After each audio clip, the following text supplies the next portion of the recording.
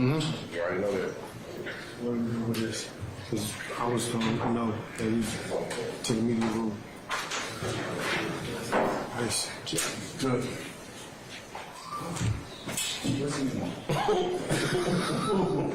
You know.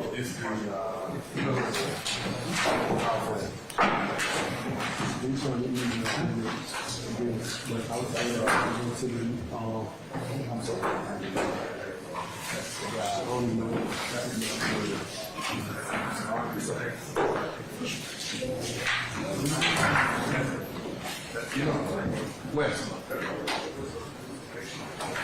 What's his guy's name? Yeah, Williams. So I was told that he was to go to the media room. As long as he has, as long as there's room in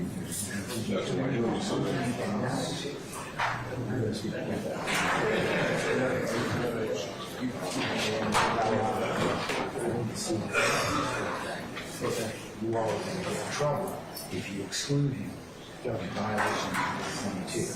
The only thing he can do is still in case of the meeting, down to show cause,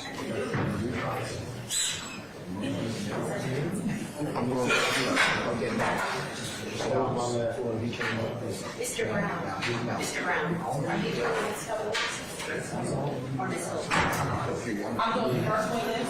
I just want to make sure I have all your Mr. Smith was doing the second. I'm done. Yes, sir.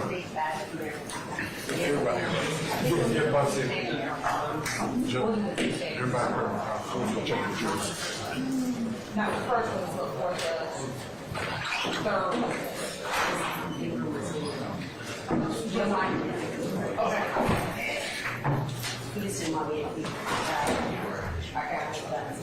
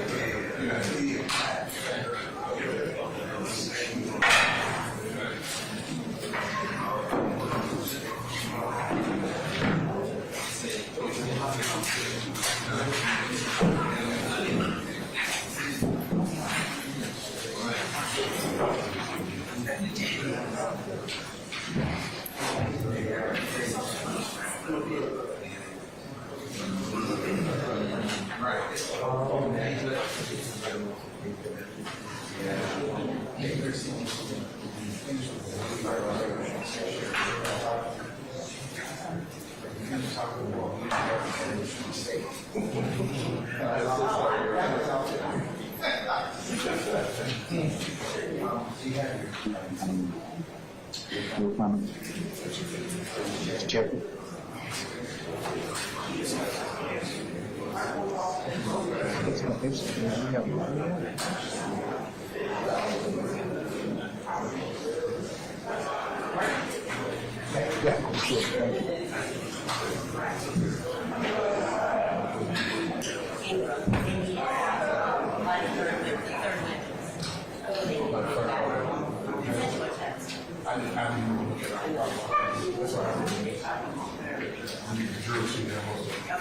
Yeah, she said the third witness.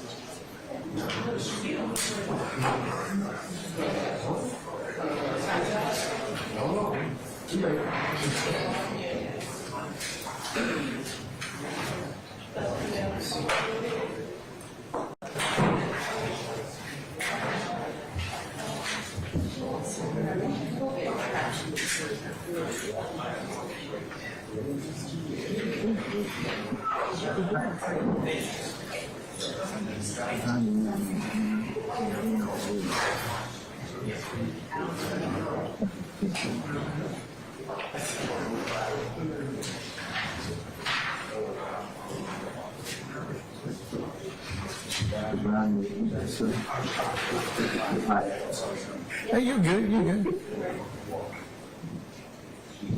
Sorry, Ingram. Everybody ready? Okay. So, well, Mr. Brown is here, though. You can sit on the front page for We got a gentleman from the state. We'll be ready. All right, okay. All right, good afternoon. Council's interested parties, we're back on the record in the matter of the state of Georgia versus Khalif Adams et al. In 22 SC 183572. Mr. Stillwell, Mr. Botts. Oh, no, just Mr. Sharp. Okay, thank you, sir. Good afternoon. All right, Mr. Williams, Mr. Steele, Mr. Adams, and Ms. Bernard, good afternoon. All right. Mr. Kendrick and Mr. Weinstein, good afternoon. All right, Mr. Huey and Mr. Matthews Jr. and Sr., good afternoon. All right, Mr. Nichols, Mr. Harvey, Ms. Westmoreland. Where's Mr. Gart? Okay, all right. And then Mr. Ryan and Misty Williams, good afternoon. All right, Messrs. Brown and Smith, good afternoon. Good afternoon. I understand Ms. Hilton is going to join you shortly, is that right? That's correct. Okay, all right. All of our jurors are here. Anything I need to take up before I call them? Very briefly, Your Honor. I love that smile, Your Honor. No, I just went to Vegas. I bet that you would go ahead and do that. So I'm already up about $100, okay? So for the afternoon. Keep on going. Yeah. I just want to alert the court.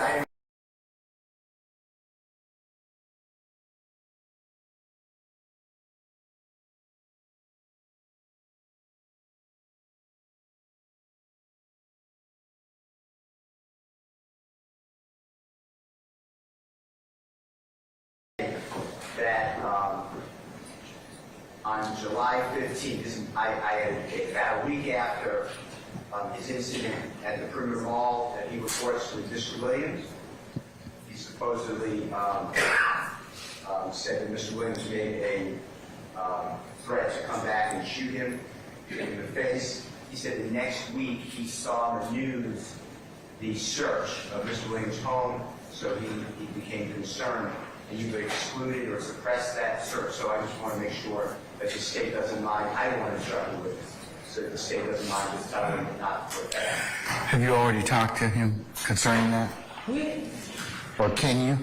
I can't. We had no intention of going into anything about the search, but I was sure. Let's just make sure that he doesn't want to be too helpful, and because you all know, that I've excluded, he may not. So can you just go ahead and instruct him accordingly? I sure will. Can I get a brief moment to go instruct Yes, him? ma'am. Thank you, Your Honor. Yeah. Thank you, Your Honor. All right. Anything else? Not until you go to Vegas. All right. Well, I'm up already, so that's good.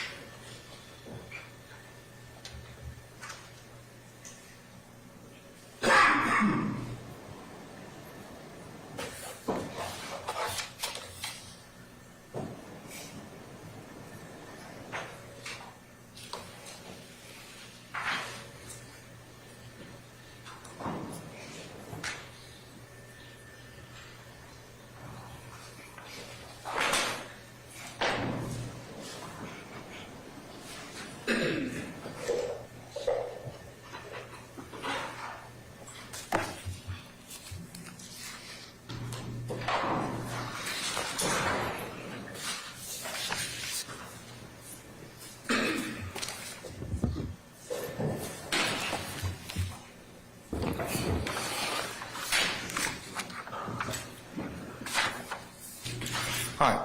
Good afternoon, Ms. Hilton. Have you finished talking to the witness? We did, and then we just have one matter, similar to the matters we've been talking about. We just have 2 witnesses today. Everyone else will be fine. All right. So what's the matter you need to talk about? The same matters we've been talking about at the bench, 2 witnesses, May and Fikes. Oh, you wish for them to not testify Yep, just those 2. on camera? Fikes and who? May. And that'll be our 4th witness and then our last You witness. just need to remind me. So who's the first witness? Our first witness is former Officer Collins, not included. Okay, you just need to remind me before. Yes. Members of the media are welcome to videotape this particular witness. Okay, let's summon our jurors, please. Start in the room.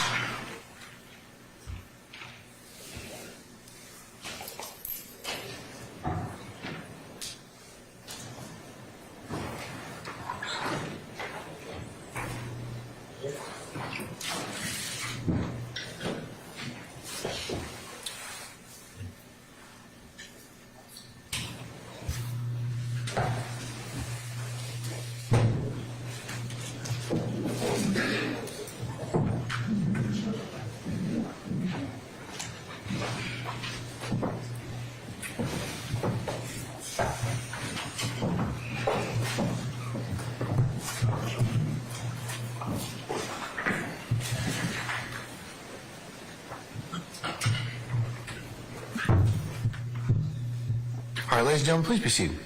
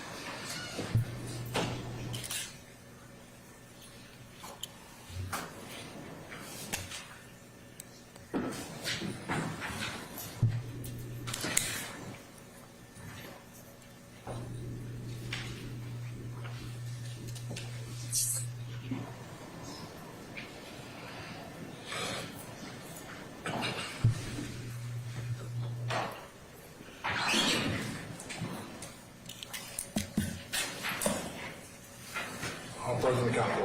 All right, thank you, Sergeant Ingram. Ladies and gentlemen of the jury, good afternoon. Good afternoon. All right. Ladies and gentlemen, without further delay, we're going to go ahead and continue with the presentation of the state's case. Ms. Hilton, call your next witness. Thank you, Your Honor. The state will call Officer Collins to the stand. All right, summon Officer Collins, please.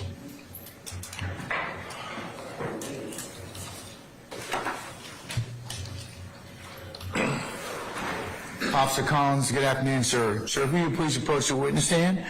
Once you get there, if you would turn and face Sergeant Ingram and be sworn as a witness before you sit down. Okay. Raise your right hand. You swear firm testimony to give today the truth, the whole truth, nothing but the truth? I do. That's it.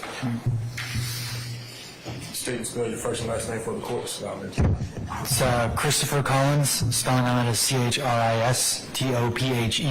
and last name is Collins, Collins. And good afternoon. How are you employed? I'm self-employed. And how long have you been self-employed? This is going to be my 5th year total.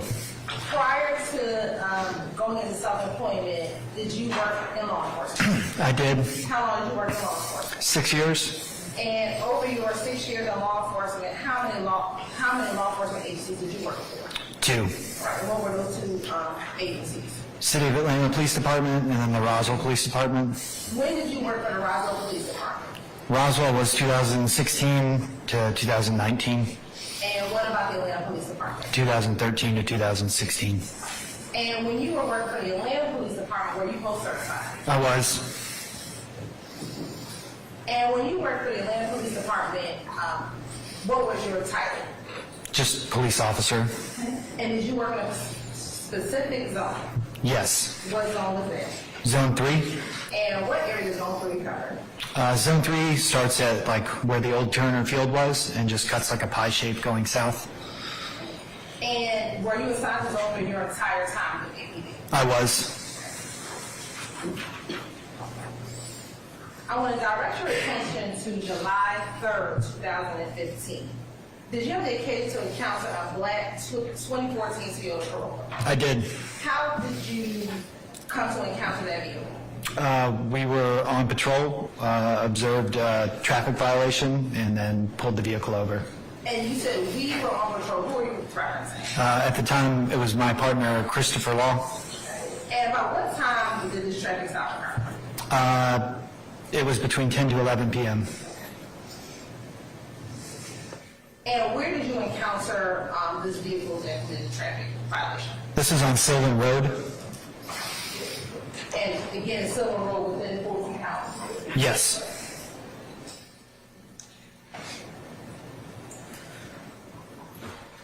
What type of vehicle were you in? We were in Crown Victoria. And was that a marked police vehicle? It was.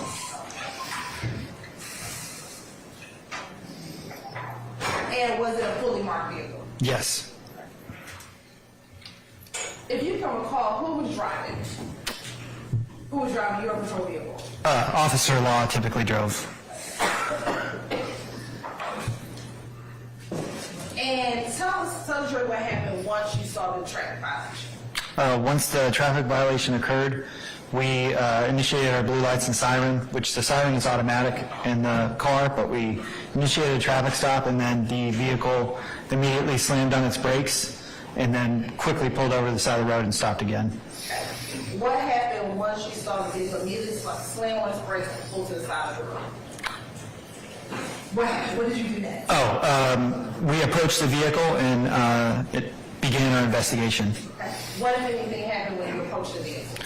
So when we approached the vehicle, the first thing was you could smell raw marijuana very strong. And then the second thing was we made contact with the driver and started speaking with him. And you know who was the driver? His name was Trontavious Stevens. What, if anything, happened when you encountered Mr. Stevens? I began speaking with Mr. Stevens, and his eyes were very glossed over, super red. He was hard to understand, to the point that made me suspicious of like an impairment. Okay. What did you do once you began trying to speak with Mr. Stevens but could not? understanding? So I just wanted to get a baseline of what level of impairment I was dealing with. So I asked him to conduct like a simple task that any person could do. And was he able to complete that test? He was not. Right. What if anything happened after asking to complete the test? At that point, I asked him to submit to the standardized field sobriety test. And let me ask you, the initial test, what type of test, what did you ask him to do? I asked him to count with his thumb and his fingers and go 1, 2, 3.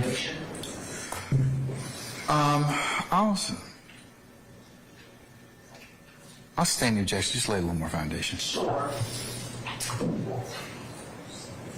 When you encountered, did you ask him to perform a test? Yes. And what was that test? It was to count with his thumb and his fingers. And was that what you were just getting ready to do? Yes. So show us again what did he ask you? Your Honor, objection foundation.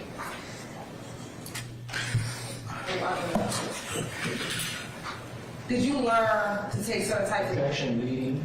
No, I'm going to overrule that objection. Go ahead. As a part of your training as a police officer, did you learn how to determine if someone is driving impaired? Yes.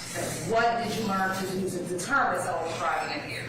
The standardized field sobriety test. Okay. Is there anything else before taking the field sobriety test that you were taught to do in order to determine if somebody was potentially under the influence? Outside of the field sobriety, that is the field sobriety test. Basic questions. All right. And is one of the field sobriety tests test counted 1, 2, 3, 4? No. Okay. What is this 1, 2, 3, 4 called when you asked him to do that? That was just something I asked to see where he was at cognitively at the moment. Okay. And was he able to? Objection foundation. Overruled. Was he able to perform that test? No, he was not. Okay. Once he was unable to perform that test, what if anything did you do? Once he was unable to perform that test, he was placed in handcuffs at that point. But I believe slightly before that, he did get angry and smash a scale. Smashes. A digital scale. Okay. When you approached the car, you said that Trante Stephen was the driver. Was there anyone else in the car? Yes, there were 2 others in the car. And who were the other 2 people? One of them was Mr. Gray, and the other one was Mr. Colbreth. Let's first talk about Mr. Gray. Do you remember where Mr. Gray was seated in the car? Yes, he was the front passenger. Okay. And then what about Mr. Colbert? Mr. Colbreth was in the back seat. And at this moment, you gave us the last name, Mr. Gray, Mr. Colbert. Do you recall what their first name was? Yes, DeMontez Colbreth and Marquavis Gray. Now, you just discussed that there was a digital scale that was smashed. When was the first time you saw the digital scale? Immediately on approaching the vehicle. And was that before you had Mr. Stevens do the 1, 2, 3, 4 test? Yes. Where was that digital scale located? It was sticking out of his front right pocket.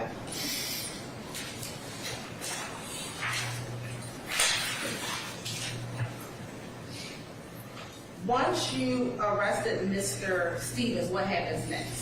So once he was arrested, we continued our investigation, and I spoke to the other passengers because the front seat passenger, as soon as we started talking with Mr. Stevens, he started to put his leg in front of a brown bag that was tucked inside the passenger door. And I see you kind of turn in your seat. Are you trying to show what he was doing? Yes, almost like he turned his body and was trying to camouflage it with his leg. Okay. And that was Mr. Grant. He was a front seat passenger? Yes. Okay. The item that you saw him trying to hide or conceal, where was that item? That was in the tray in the passenger door. Once you observed Mr. Gray doing that, what if anything did you do? Well, once I observed him doing that, Mr. Stevens was already taken out of the car, and I asked Mr. Gray to hand me the bag. And did he hand you that bag? He did. All right. And what if anything did you do once he handed you that bag? I opened the bag. Okay. And was there anything in the bag? Yes, 34 grams of marijuana individually packaged and 4 oxycodone pills. Can you describe to the jury, if you can remember, what type of bag it was? It was a brown fabric bag, pretty similar to a bag you would see used to package alcohol. So almost like a drawstring style fabric bag. And after you observed that there was 34 grams of marijuana individually packaged and the 4 oxycodone pills, at that point, what did you do? We detained the other passengers. Once you detained the other passengers, what happened next? Once they were detained, we asked whose bag this was. Did anyone make claim to the bag? Yes, you did hear, sir. Oh, Did anyone make claim to the bag? no. All right. What happened at that point? Then there was a claim made to the bag after that. So initially it was a no. Okay. Who claimed the bag? I'm going to object to your hearsay. Overruled. Then it was the front seat passenger, Mr. Gray, stated that the bag belonged to Mr. Stevens. What happens next? What happens next is inventory was conducted of the vehicle. And why was there inventory conducted of it? It's certainly our police policy to inventory every vehicle before it's taken to impound. Was it the plan at that point to take that car to impound? Yes, because the driver was being arrested. So we had already called for the tow truck. What happened as you did an inventory of the car? We found a 9mm handgun under the front passenger seat. Where was it? Under the front passenger seat. And what type of gun was it? It was a Taurus 9mm.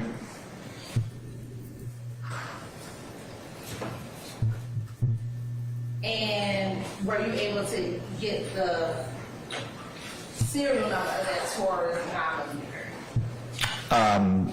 Yes, that was taken before it was put into evidence. But for the specific serial number, I'd have to refer to a report or something like that. Say it one more time. For the specific serial number, I would have to refer to a report. I don't remember that off the top of my head. All right. We're looking at a copy of this for help refresh your memory. Yes. I'm going to show you what permission to approach your honor. You may. And if any defense counsel wants to see what I'm taking. Is it fine? Okay. I'm going to show you what's been marked as State's Exhibit 226R. First, tell me, do you recognize this Exhibit 226R? Yes. How do you recognize this Exhibit 226R? This is a printed copy of a police report that I wrote. And with that, look at 226R, help refresh your memory as to the serial number of the gun and the type of gun that you recovered under the front passenger seat. Yes, it would. All right, you can take a moment to look at the report, and once the memory is refreshed, just hold your head up to the side. Okay.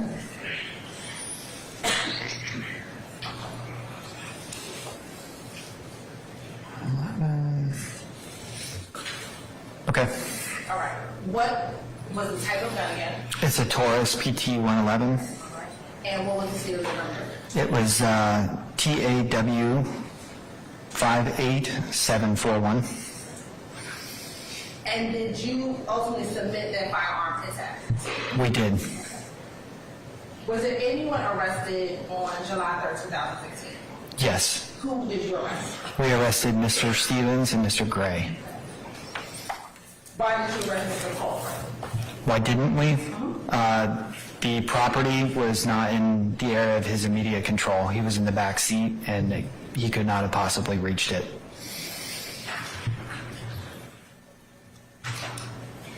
Once you arrested Mr. Stevens and Mr. Gray, where were they taken? They were taken to the Fulton County Jail.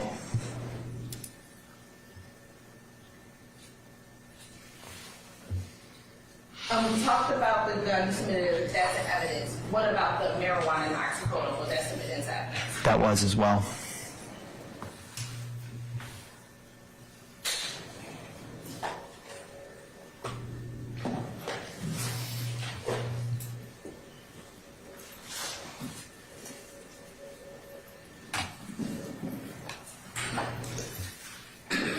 And what about the digital scale? I'm not sure if that was submitted because it was smashed on the side of the road. Most likely at that point, it was of no evidentiary value.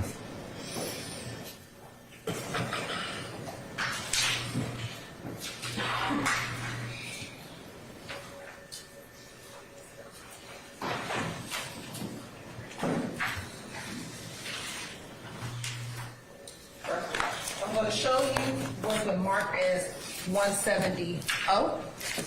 Tell me if you recognize this as 170-0. I do. And how do you recognize this as 170-0? That looks like what would be printed out as far as a property form from Atlanta Police Okay. for my case. For your case? Yes. And would that be the property form of what you submitted into evidence in this particular case on July 3rd, 2015? It would be. All right, and looking at State's Exhibit 170-0, does it appear to look like the list of all the items you would have submitted to Atlanta Police Department evidence for this particular case? Yes. During this time, say like State's Exhibit 170-0 into evidence. Any objection to State's 170, Oscar? For the deliberation. Okay, all right. Anybody else? All right, then 170 is admitted, may be published as you see fit. Thank you, Your Honor. Oh, can we have Sharon take a look? But while we're doing that, looking at State's Exhibit 170-0, can you tell the jury the items that you submitted for evidence in this case? Sure. The Taurus 911, or the Taurus 9mm handgun, Samsung flip phone, $134 in cash. There was a digital scale, an iPhone Generation 4, 4 oxycodone pills, and then 34 grams of marijuana, and then another additional 25 cents. In fact, then, what was your unit number? Do you remember? No. All right. I'm going to show you first is the mark as 171-0. Tell me if you remember. Tell me and look at look at this is a 171-0. Sure, am I able to turn it over? You sure? Okay. And if you do. Yep. Yes, this is individually packaged marijuana, and it looks like there's another bag with a bunch of empty baggies in it. Okay. And then that appeared to be what you recovered from inside of that red suited cloth bag on July 3rd, 2015. It does. All right. I will also show you what's been marked in State's Exhibit 172-0. You can look at it and you can open it. Tell me if you recognize it as 172-0. Okay.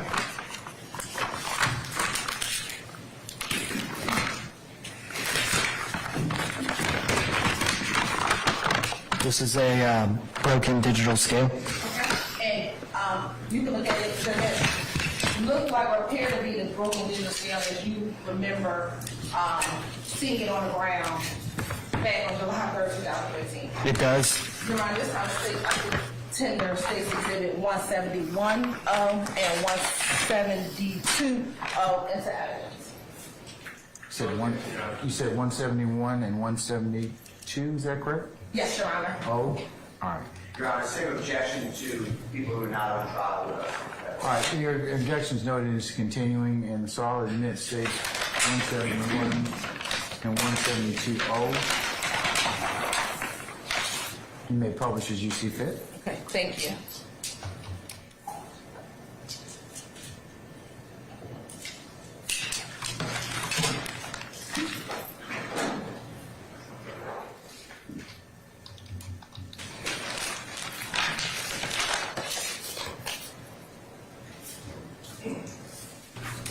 Now I'm going to show you what's been marked in State's Exhibit 176.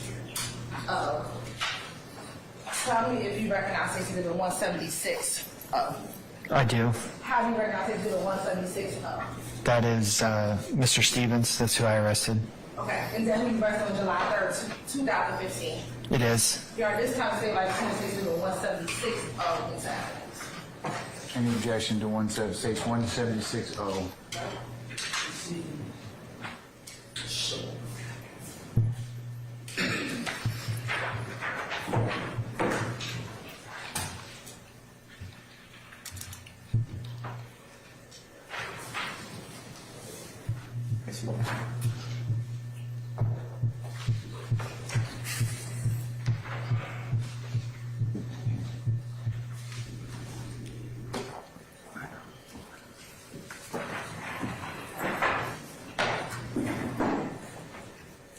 All right, anything further? All right, 176-0 is admitted and may be published as you see fit. Thank you, Your Honor.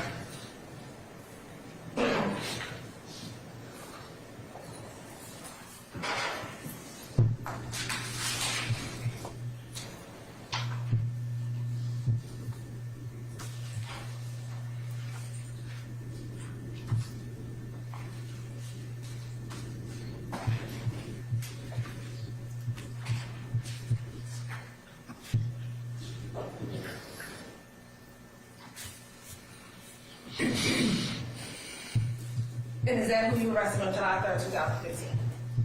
It is. All right. And then, when you submitted the gun to APD evidence, are you aware of what the current happened with it? Yes. Okay. What, if anything, happened with the actual firearm? It was transferred to the ATF for their investigation. All right. And have you had opportunity to see pictures of that weapon? I have. All right.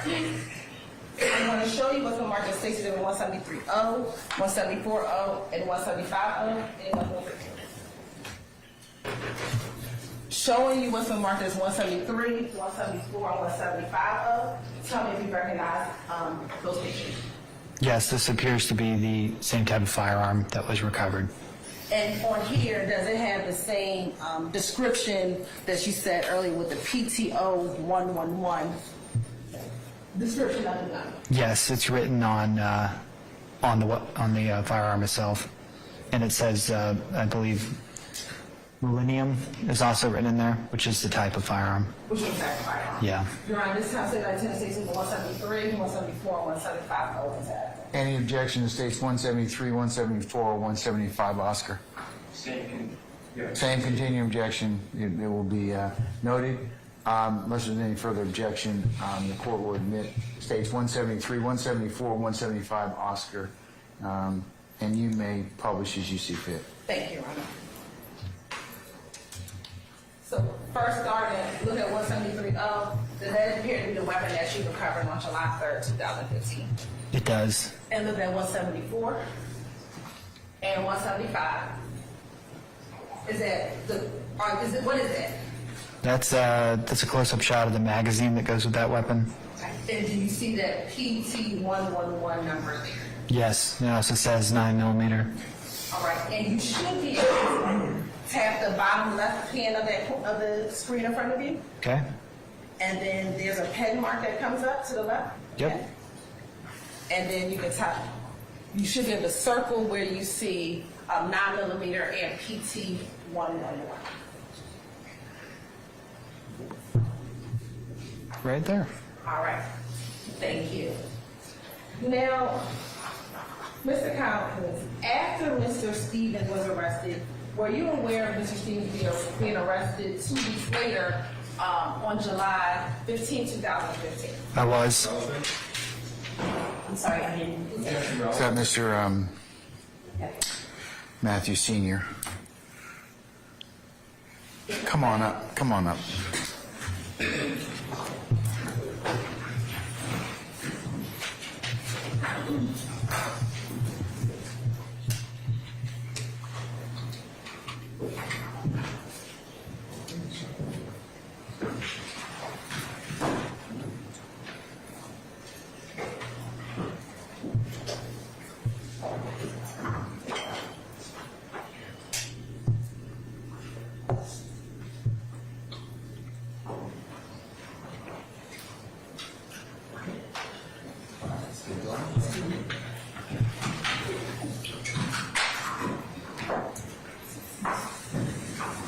Were you aware? Oh, sorry.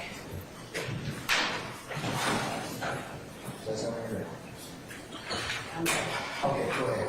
Were you aware of Mr. Stevens being arrested 2 weeks later on July 14, 15, 2015? I was. Okay. And do you recall who the officers were that arrested Mr. Stevens 2 weeks later after your arrest? Yes, Officers Kanekai and Ledesma. So Officer Kandakai and Ledesma? Yes. And do you recall or do you know where that arrest took place? Yes, they were arrested off Macon. It's another street in Zone 3. Off Macon, it's another street in Zone 3.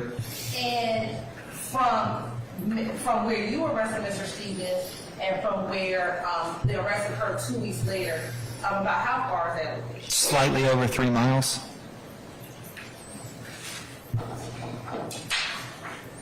I'm going to show you what's been marked as 177. Oh, tell me if you recognize Stacy Exhibit 177.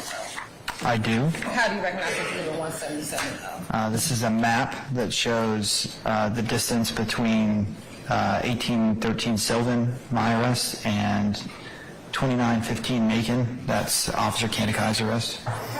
And is that a fair, accurate depiction of the map area showing the distance between 1813 Sylvan Road and 2915 Macon Drive? Yes. Your Honor, this time state like the Tender States Exhibit 177 for demonstrative purposes. Any objection states 177 over demonstrative purposes. Our hearing now is submitted for that. Permission of public. Thank you.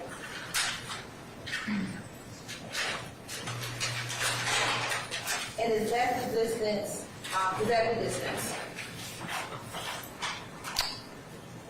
It is 3.1 miles. Okay. And all of that, both that, is that in zone 3? Yes. Sylvan Road, when it goes much further south, it is not. There's a small little area where it's not, I believe, just past 166, but then it's City of Atlanta down here, and then it goes back out. Okay. But yeah, that's all zone 3. All right. I'm going to show you what's already been admitted as 57G.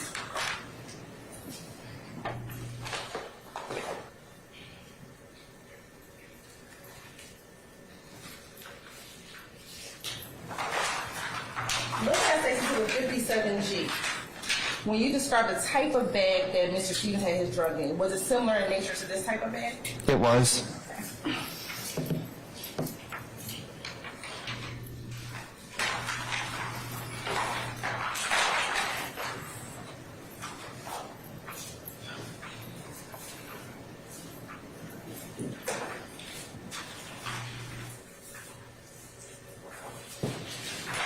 After making your arrest and collecting the evidence, that concludes your involvement in this case.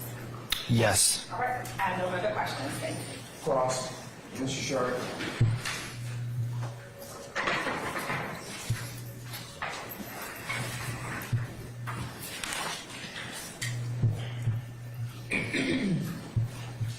Please court, Your Honor.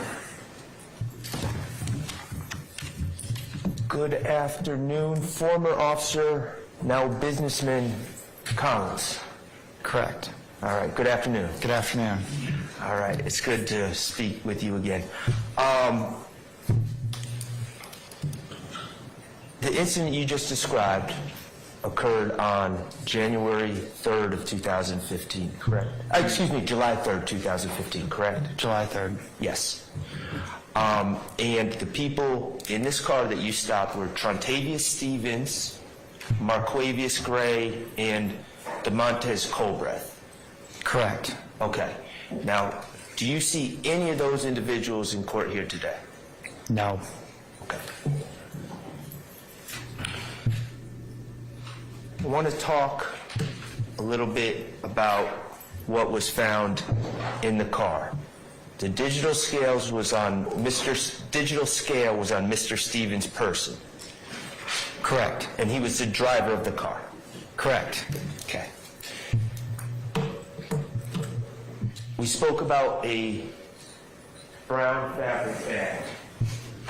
Now, 57G is not the brown fabric bag that you collected in this incident, correct? I'm not sure. Okay. Do you recall, you referred to your property sheet. Do you know if the brown cloth bag was collected in this incident? I am not sure if it was. Okay.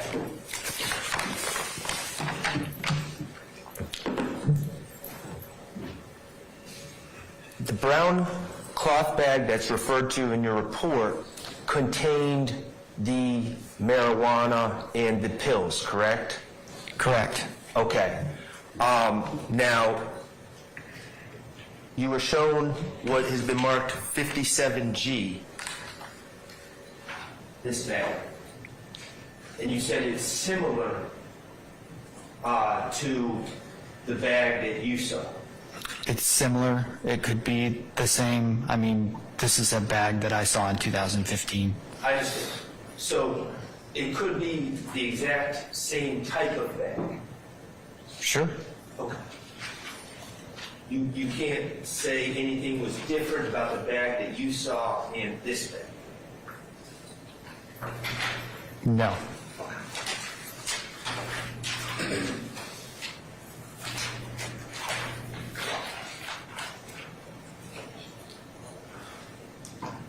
Now, your understanding, based on what was just shown to you, is that's the bag that was collected on June 15th of 2015, correct? That's not the right date. July 15th, 2015, correct? Correct. All right. So we're talking about that bag being collected 12 days after you observed the cloth bag that you spoke of. Yes. Or my math is terrible, but if that's the amount of days between the 3rd and the 15th, then yes. Right. Okay. And the thing in common as far as the people involved, the common denominator between the July 3rd, 2015 and July 15th, 2015 is Trontavious Stevens, correct? Correct. Okay. On July 3rd, 2015, when you encountered Mr. Stevens, my client, Mr. Stillwell, was not in that car, correct? Correct. All right. Now, you're also aware that on the July 15th, 2015 incident, which is Act 52 to 55 in this indictment, you're aware that a firearm was found in that car? To the best of my knowledge, yes. Okay. Do you recall that a firearm, were you involved in that case as backup? I believe I was there briefly, maybe just to check on the other unit during a traffic stop. Were you aware that a firearm was found under the passenger seat of that car? I have no way to know where it was found in that case. Okay. Regardless, on July 3rd, 2015, the incident that Mr. Stillwell was not present for, but Mr. Stevens was, a firearm was found under the passenger seat of the car, correct? Correct. Okay. And Mr. Stevens was charged with that firearm, correct? He was.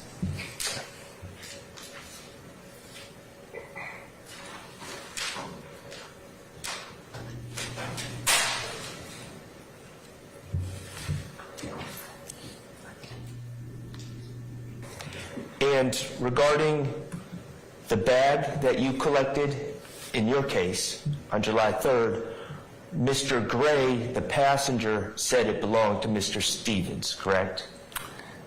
Yes, I don't believe we collected it as evidence, but if you're asking about the bag that was handed to me, yes, he initially said that it was no one's, and then he said that it was Mr. Stevens. Brown cloth bag that had drugs in it. Correct. Thank you. I have nothing further. Any further calls? Yes. Hi, Mr. Matthews Jr., go ahead, sir.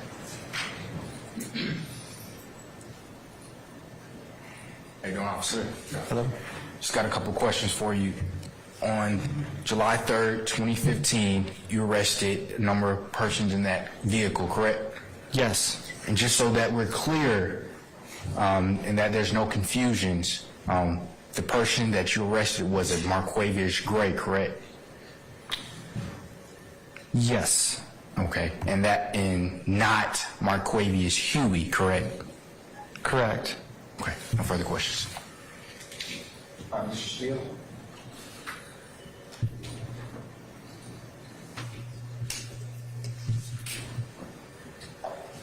Good afternoon, sir. Good afternoon. How long did you patrol the area in Cleveland Avenue area that we saw on the map that was shown to you on direct examination? The entire time I was employed by Atlanta Police, outside of the time I was a recruit, so Give us the years again. I would say I started patrolling there in 14, and then I left in 2016. Okay. You still have a pretty good memory of the area? Somewhat. Yeah, I would remember landmarks and specifics, but Would you agree that the area was a poor area, impoverished area? yes. And the businesses in that area, do you remember several businesses in that area? I remember a few. Okay. Do you remember whether many of the businesses had video surveillance? By that I mean like inside and outside their businesses. Yes, some of them did, but most of the surveillance equipment, at least from investigations I was involved in, was either A, faulty, or B, very outdated. Okay. Do you remember a McDonald's at 150 Cleveland Avenue? Yes, that is east of the interstate. Okay. Yep. I'm going to show you with the court's permission, Mr. Williams, exhibit number 1. It's already in evidence, okay? Okay. It should come up on the screen. Does that look like the McDonald's located at 150 Cleveland Avenue?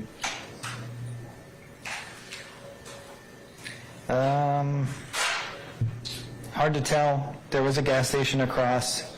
The building across the street I don't remember, and I know that there was a shopping center contained either a defunct or currently operating Piggly Wiggly to the right, so it could be, yeah.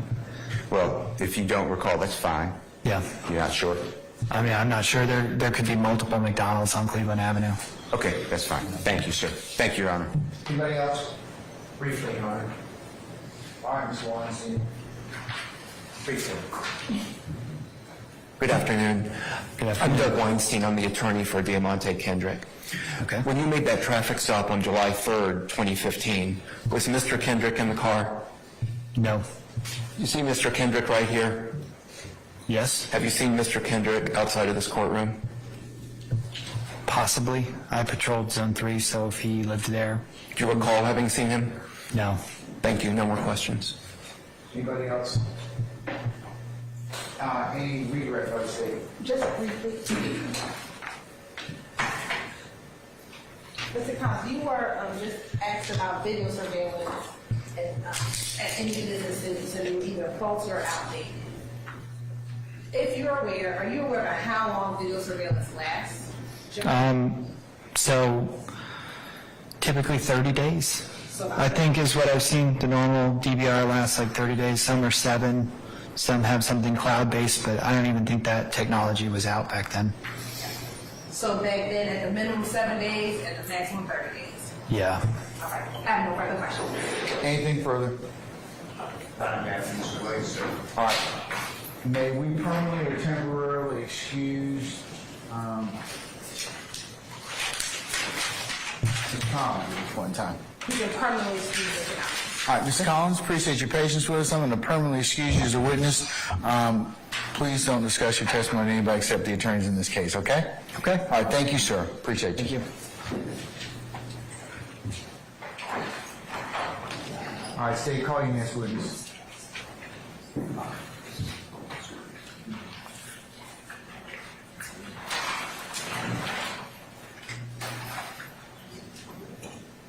Understand, Mary Carp.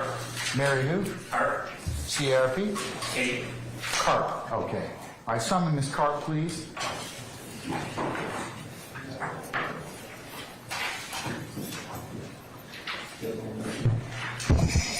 All right, Ms. Carp, good afternoon, madam. If you would please approach the witness stand. Once you get there, if you'd be so kind to turn and face Sergeant Ingram, be sworn as a witness before you sit down. Raise your hand. This is my first testimony. You have the truth, the whole truth, nothing but the truth. I do. Absolutely. State and spell your first and last name for the courts, please. My name is Mary Catherine Carp, Mary Katherne, Carp, Karpf. Good morning, good afternoon. Ms. Carp, how are you? Good afternoon. Ms. Carp, has your name changed? Yes, I changed it a couple years ago. What was your name formerly? Previously, my last name was Clear, Clear. And Ms. Carp, would you I'm sorry, Ms. Carp or Ms. Williams? Ms. Carp works. Where are you employed? I'm employed by the Georgia Bureau of Investigation in the Division of Forensic Sciences, otherwise known as the State Crime Lab. And what do you do for the GBI? I'm currently the quality manager for the lab. Have you worked in any other capacity for the GBI? Yes, prior to that, I was a forensic chemist. And how long were you in that role? Approximately 5 years. Can you tell the jury a little bit about your education and training?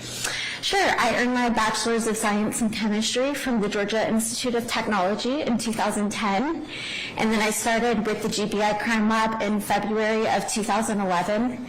After that, I underwent a 10-month training program in the drug identification section of the crime lab, where I learned about different controlled and non-controlled substances, different testing methods, and how to test evidence for the presence or absence of controlled substances. And while you were in that role, did you have any continuing education requirements? Yes, I did. And have you ever been admitted as an expert to testify in court? Yes. How many times? Around 30. Any time in Fulton? Yes. Ms. Carp, what is forensic chemistry?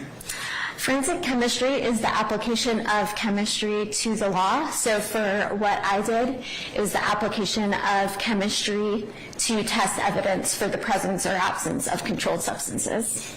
And have you personally had the opportunity to chemically analyze components of pills to test for the presence or absence of oxycodone? Yes. Okay, about how many times would you say? I don't know, but a lot. Okay, about how many reports have you given? Over 5,000. And so, can you tell the jury how do you test for oxycodone? Sure. For a typical case with suspected oxycodone, I would first weigh the tablets received, and then I would inspect them for any kind of pharmaceutical markings or logos and perform what's called a logo identification on them, and then perform gas chromatography mass spectrometry, or GCMS.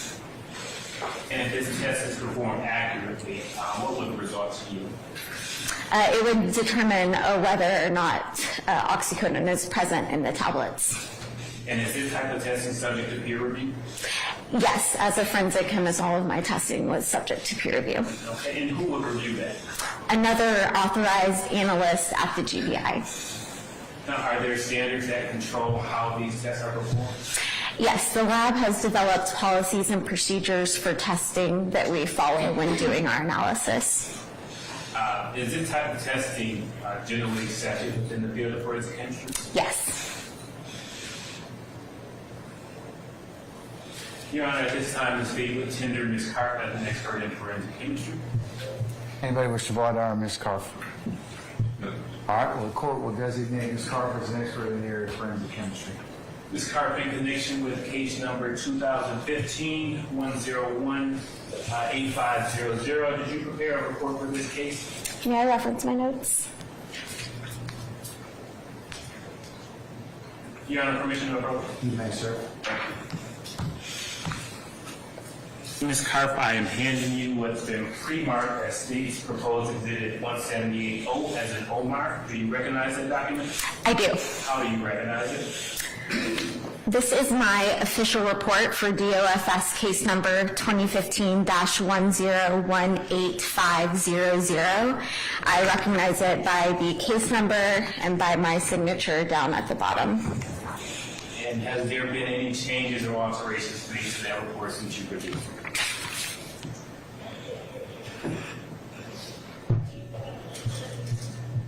No. Your Honor, at this time, the state moves to admit state's proposed exhibit 178O as an O mark. Oscar. Oscar, I'm sorry. You were delirious. All right. Any objection to 178? Continuing objection, and then continuing with this application. I'm going to admit the state's 178 over your objection. We'll take up the other issues I said at the end of the proceedings. May I proceed, Your Honor? Yes. Thank you. You may publish as you see fit. Thank you, Your Honor. Ms. Carp, did the GDI lab receive evidence relevant to this case? Yes, it did. What type of evidence did the lab receive? One bag containing tablets. And when did the lab receive the tablets? On July 8th, 2015, From whom did the lab receive it? the Atlanta Police Department. And when did the testing occur for this case? I began my testing on July 24th, 2015. And can you tell the jury what did you test? I tested one of the tablets in the bag. Did you use the principles that you just discussed previously before? Yes, I did. And based on your testing, were you able to reach a conclusion? Yes, I was. And what was that conclusion? Analysis confirmed the presence of oxycodone in the sample tested, Schedule 2. And did that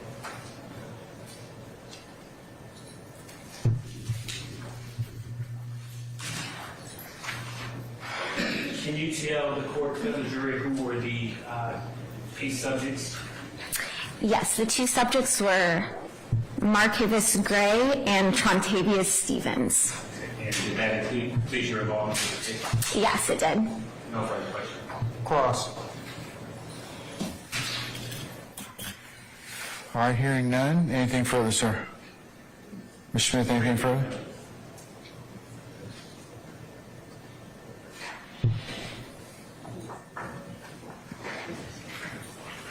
Just briefly. Ms. Carp, who submitted that from the Atlanta Police Department? I'm not sure about exactly who submitted it. You can refer to your report. Oh, we just list the agency who submitted it. I can give you.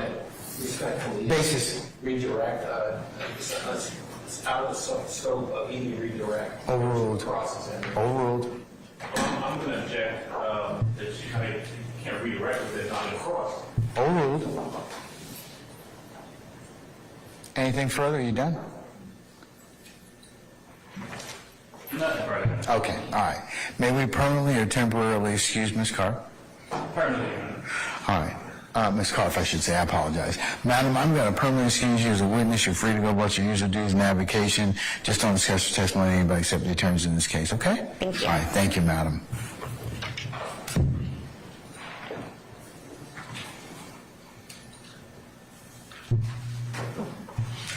Call your next witness. Your Honor, at this time, the state calls to the stand Mr. Doug Evans. All right, summon Mr. Doug Evans, please.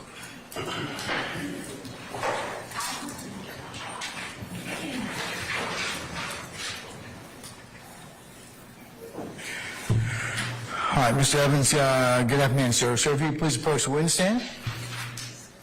Once you get there, if you'd be so kind to turn and face Sergeant Ingram, who's sworn as a witness, before you sit down.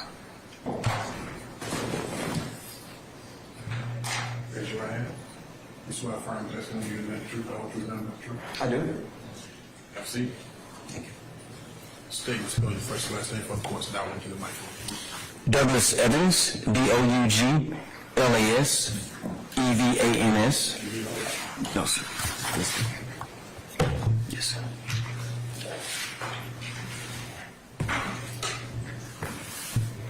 Mr. Evans, are you employed?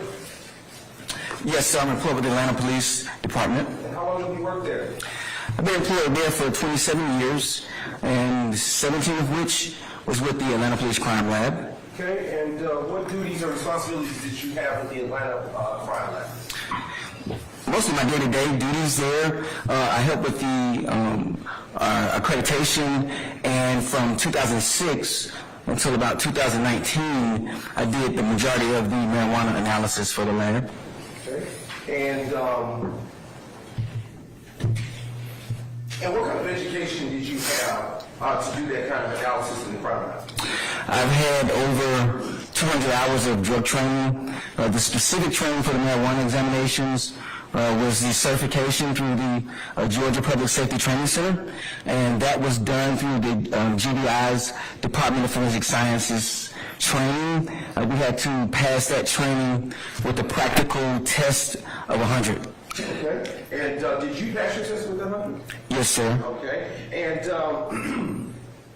have you ever been admitted to testify as an expert in court? Yes, sir. I'm sure it's been at least 13 times, or a little maybe more. I've testified in state court here. I've testified in federal court, and when municipal court, and I think on one occasion it was even a civil proceeding. And have you ever testified in the field of forensic technician or marijuana examiner? That's correct. Okay. And what is Delta-9 THC? The tetrahydrocannabinol, the main compound in the marijuana plant, typically that's what we know in layman terms that gives the euphoric or high feeling. Okay. And have you ever personally tested Delta-9 THC? Well over 10,000 cases for the main job duties at the crime lab. Yes, I have. How do you test it? Well, there are several things that we do when we get a sample, typically from our locked drug evidence vault. It's a key card access to get that, and when we have a case assigned, we will take it to our station. And the first thing that we do is when we breach the seal of that evidence bag, typically we will always breach the seal at the bottom of the bag, and we will take that sample out. And so the first thing that we'll normally do is weigh that sample.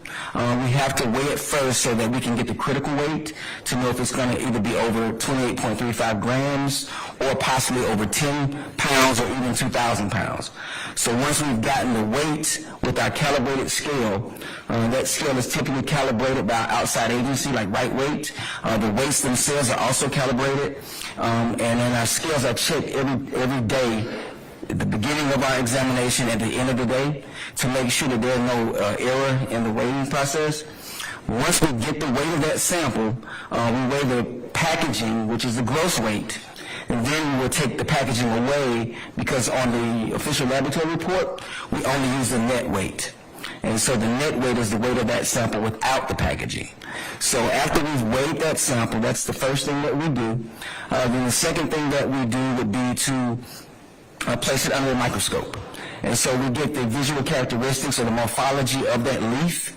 We place a small sample under the microscope, which is typically 30 times the magnification of that sample. And we're looking for two things on the microscope.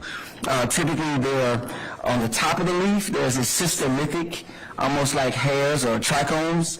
And then on the bottom of the leaf, we have to have a sample that we can look at the bottom of the leaf as well. And then there's also some hairs or little fibers called covering trichomes. And so if those are present on the microscope, the microscopy tells us that this plant is in fact a cannabis or marijuana plant. Then we go on to the next part of that testing process, which is a Duquesnoy-Levine test.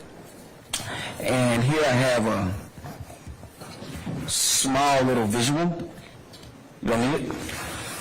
So the Duquesnoy-Levine test kit will have that same sample that we had under the microscope in that kit, and then we would have 3 ampules in the Duquesnoy-Levine test kit. The first ampule kind of washes the plant leaf, prepares the sample, and extracts that tetrahydrocannabinol from the leaf, and then we'll use the other ampule and then the third ampule.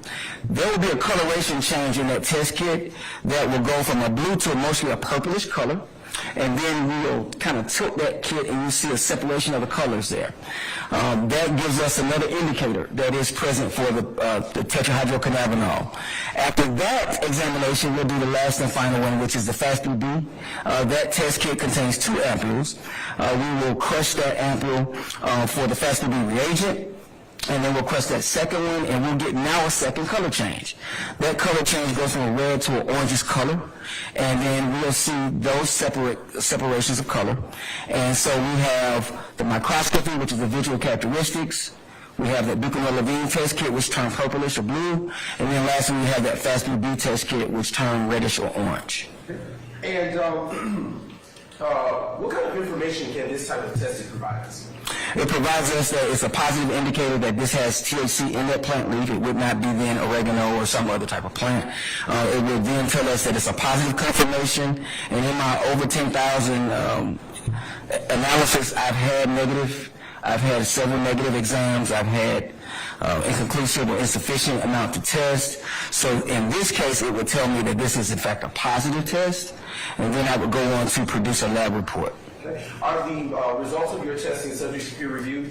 Yes. After I draft my report, my lab report is then listed in our case management software as drafted copy, and then my peer employee would typically appear that case, and then it's drafted as a final copy. So that report cannot be released as a final copy until it's peered by one of our technicians.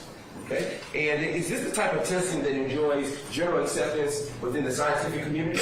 That's correct. In the scientific community, it's the accepted way that marijuana has been analyzed. And of course, we only did that in keeping with what we learned and certified through the Georgia Bureau of Investigations Department of Forensic Science certification. Okay. Is there a known error rate associated with your type of testing? No, not with this test, because the microscope basically gives us the visual characteristics. If we don't have those visual characteristics at the time we're doing this procedure, we will not go on to those other chemical tests. Okay. And do courts typically allow experts to talk about this type of thing on the stand in court? Yes. Okay. Basis. Say again? He doesn't know the court. I'm I can't hear. Sorry, brothers, he doesn't know, regulation doesn't know what courts do. Should testify to generally to what courts do. I'll sustain the question. You can rephrase if you like, if you want. Have you been permitted to talk about this type of testing in court? Yes, that's correct. I've been certified as an expert on several cases. Okay. And is this type of analysis the type of thing that an average person can do without the specialized training that you described earlier? No, not without the specialized training, and could be incurring other errors. Your Honor, at this time, the state tenders Mr. Doug Evans as an expert forensic technician and marijuana examiner based upon his background, training, and experience. Anybody wish to voir dire Mr. Evans? All right. He said no, Your Honor. I know. I know. I heard it. No, I didn't. Thank you. Your Honor, may I approach to the witness stand and grab? Hold on 1 second. Sure. Okay.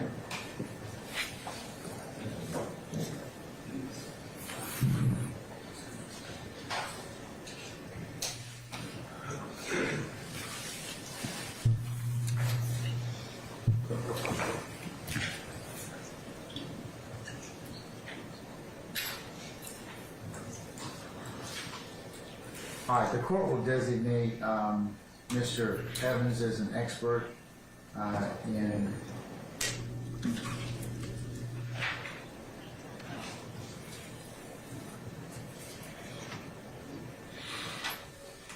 forensic technician and marijuana examination. Thank you. All right, now you may approach the witness. Okay. Actually, Your Honor, I will withdraw that request and continue with the examination. All right, go ahead. All right. Mr. Evans, are you aware of the APD crime lab tested any evidence with respect to APD case number 2015-02043? I'll look at my notes. You may, but just before you do so, I am going to approach the witness that has already been admitted, have provided to the defense of discovery, and has been labeled as State's Exhibits 179O, 180G, and 181I. Okay.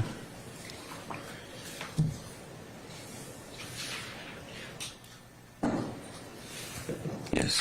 Okay. Mr. Evans, what have I handed you as State's exhibits, the State's exhibits that have just been called out to the jury?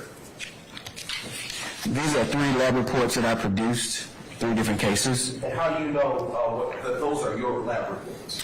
When we complete a lab case, we generate a report, and we have to enter a special code number for our signature to appear that we know no one else could have reported those findings but that person. And my name is here, meaning that I was the one that entered that code. And have those reports been changed or altered in any way since the last time that you authored them? No, these are my lab reports. Okay. Your Honor, at this time, the State moves to admit State's Exhibits 170-90, 180G, and 181I into evidence. Any objection, counsels, to States 179O, 180G, and 181I? Yes, sir, we have a continuing objection. Yes, she may. All right, I'll admit it is published as you see fit. Thank you, Your Honor. So, Mr. Evans, I'll ask you, did the APD crime lab receive any evidence with respect to APD 2015-02043? Yes. Okay. What evidence did the crime lab receive in that case? This would have contained, according to my description, 29 small Ziploc plastic baggies, 5 Ziploc plastic baggies, for a total of 34 plastic baggies. Okay. And they had green leafy material on inside them. Okay. Just approaching Madam Court Reporter to receive State's Exhibit 171I. Just briefly. All right. 171, oh, excuse me, my apologies. And I am now approaching the witness with what has been admitted as State's 171O. Mr. Evans, what have I just handed you? This is a typical plastic evidence bag that we normally would receive potential marijuana evidence in, and I noticed markings on the back. Okay.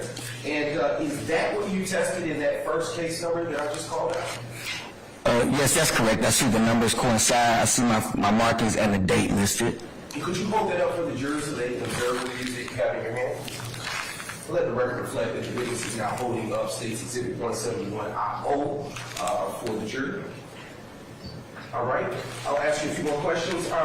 In your report, are there any known suspects associated with that particular evidence that you had in your hand? As we're scientists, we only put on the evidence in our case management system the names associated with the incident report, and those names that were given to us from this evidence, Marquavis Gray and Trontavious Stephens. And did you weigh that evidence? Yes, as part of our first examination, once I breached the bag here at the bottom, I took out the evidence as it has different types of baggies with same size and same shape. I notated that in my notes, and I weighed that evidence and got a gross weight. What was that weight? I'd have to look at my notes.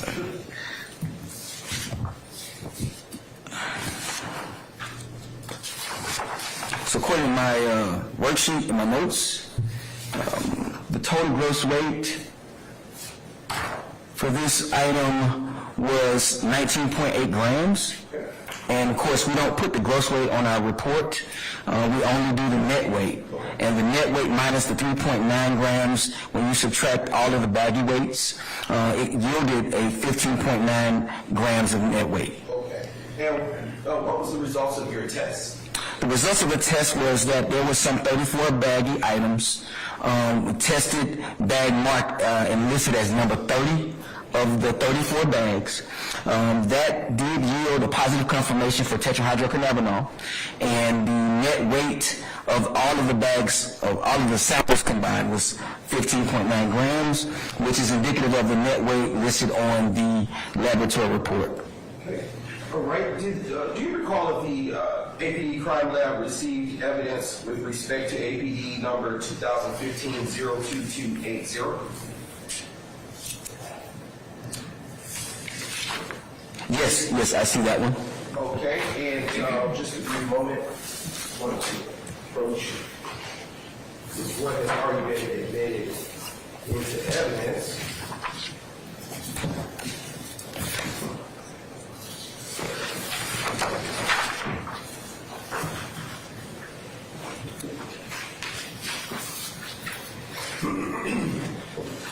Which has already been admitted as State's Exhibit 56G. And what have I handed you, Mr. Evans?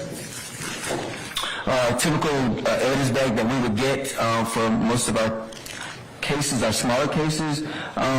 This has the incident number on it that matches the incident number on the report, and it has 3 suspects that match the 3 suspect names on this laboratory report. What are those suspects' names?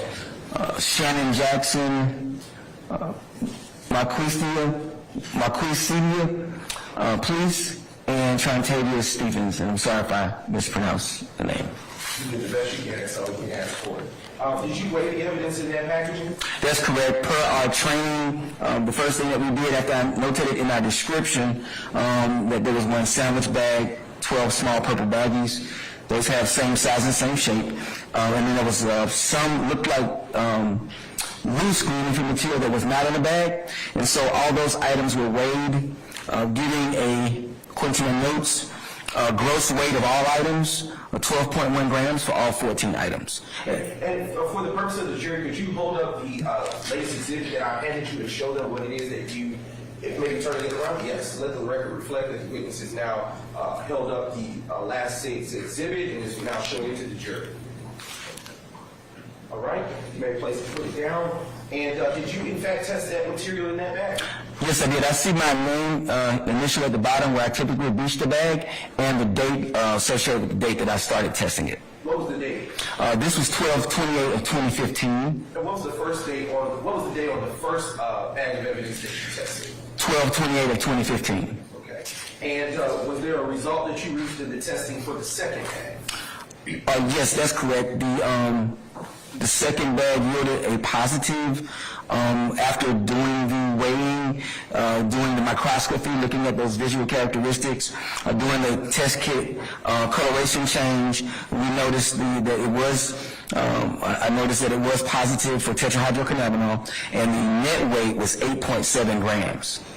And did you receive any evidence with respect to APD case number 2019-00175? Yes, I have a lab report for that. Okay, and I am now approaching you what's been marked and admitted already into evidence as states Exhibit 171I. What is it that I just handed you? A evidence bag that we typically would get for marijuana, and I see my initial here and the date at the bottom, and so I would have also tested this. And is that what you tested in this third case? Yes. Okay, and let the record reflect that the witness is now holding up State's Exhibit 71I for the jury. Okay. You may plead again.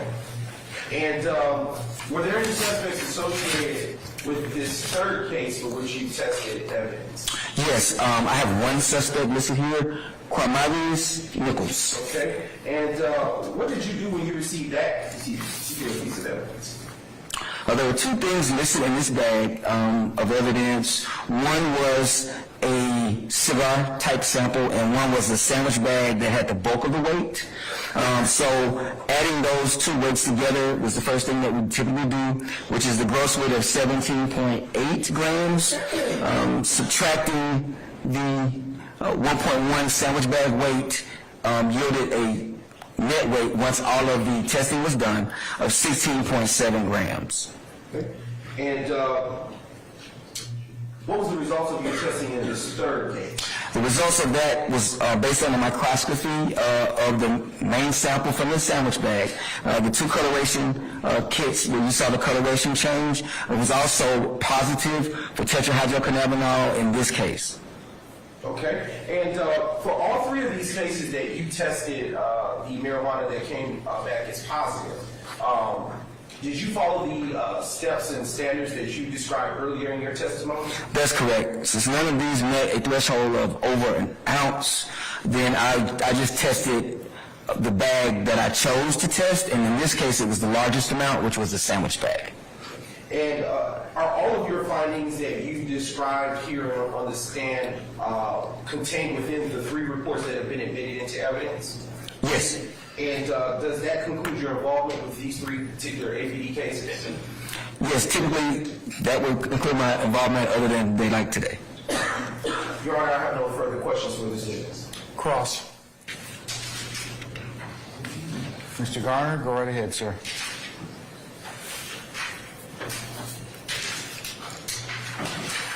Good afternoon, Mr. Evans. How are you? Good afternoon. So I just want to be clear. So the first case that we discussed, that you just testified to on the rag, contained 34 bags, right? Correct? Let's see. The very first case, yes, that was a total of 34 items. Right. And the second case contained 12 bags, 12 grams of marijuana, correct? Yes, it did. It contained a total of 14 items. There was one bag and then one that was loose that was not in a bag at all. Okay. And so those first two cases, they did not involve Mr. Quamarius Nichols, correct? Mr. Nichols' name did not occur on those two lab reports. Okay, so the third case, which involves Mr. Nichols, you said that you found a loose flakes and a roach that was handed over into evidence. That's what you had to test? Well, my description notated it as a cigar wrapper and a sandwich bag that both contain green leafy material. Okay, but it wasn't 34 bags or 12 bags of marijuana, correct? That's correct. So when you weigh marijuana, the weight is typically recorded in grams, correct? Typically it is, but we do have ounces, pounds, and so sometimes we have to make a lot for larger amounts.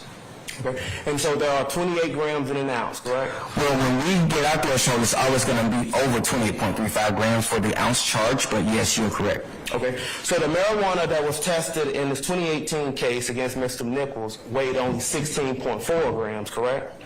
The total was 16.7, but yes, the sandwich bag was actually 16.4. 16.4. And it was 16.4 because you chose not to weigh the roach that was inside? No, I did weigh that cigar wrapper that contained green leafy material inside, and that actually yielded a 0.3 gram weight. There was no wrapping weight. When we have consumables, we weigh the entire thing. So that was 0.3 plus the 16.4 yielded 16.7. Okay. So the marijuana that was found, it wasn't bagged up in little baggies, correct? In this case, there was just one sandwich bag. Okay. Contained shake flakes. Do you have the looking at the actual exhibit, there's a large amount of green leafy material in the sandwich bag, and of course, I always look at the cigar wrapper and take out to make certain that it is a green leafy material, and so some of that green leafy material is darkened, but it's in the other bag here. Judge, may I approach? You may, sir. Yes. So is this, you know what a roach is? I know you would more likely be referring to the cigar wrapper. Yes. Okay. Is this a roach? Did you Let me see. consider this a roach? Yes, I would consider this a small consumed item. Consumed, so it's already been smoked. I mean, it had been. Well, it has been burned, yes.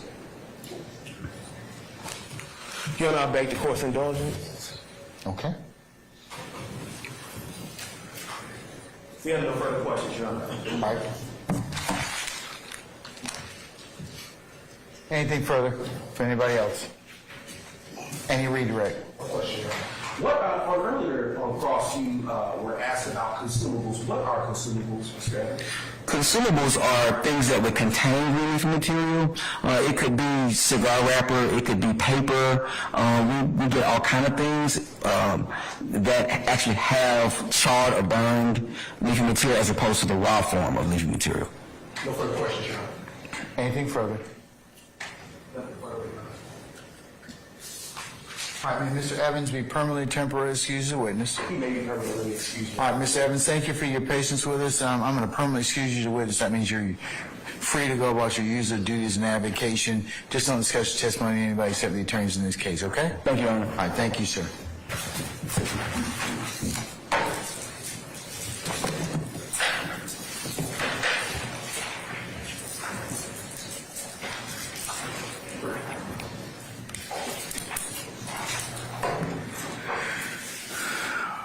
All right, ladies and gentlemen, how about a comfort break? Yes, sir. Stretch break. All right, okay. We're going to be in recess, let's just say 15 minutes, and we'll go ahead and come back and see where the afternoon leads us, all right? All right, we're in recess for 15 minutes. All rise.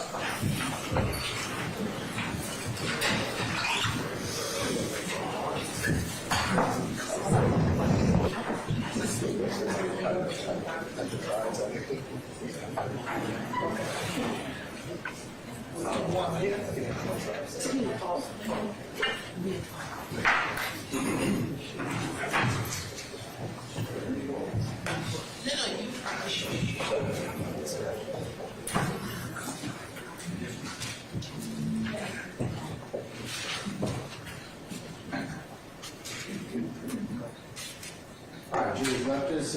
We're in recess.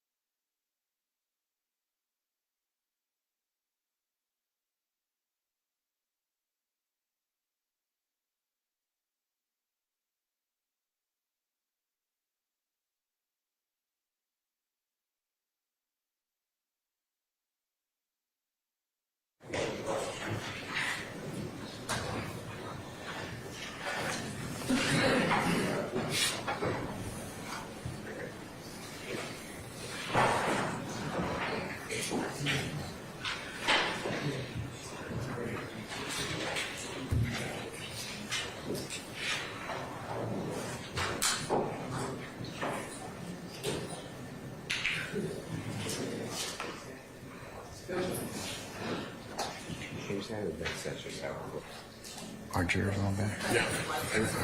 Hold on, too. Let me make sure they're ready in the back. All right.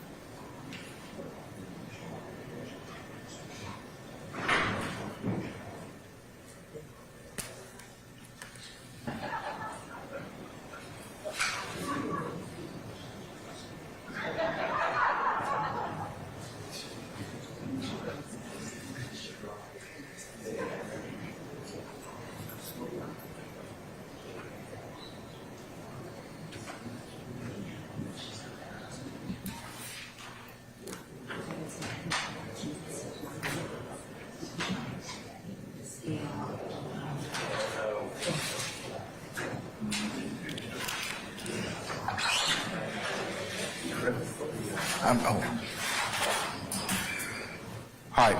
State, are you ready? Yes, Your Honor. All right. Okay, who are we calling next? Your Honor, this is going to be Officer May, and that'll be part of the course instruction regarding the case. Can't hear you. Sorry, Your Honor. Next, we'll be calling Officer May with Act 51, and the state will request, as we discussed earlier regarding Officer May, and yeah.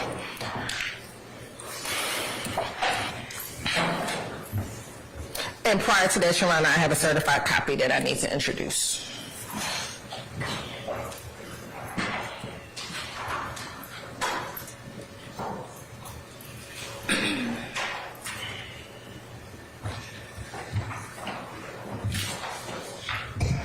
Okay, members of the media, if you would be so kind as to not videotape our next witness, Officer May, you're welcome to audio tape and take any other notes or written material. All right. Anything else? Yes. Oh, sorry. No, go ahead, Mr. Steele.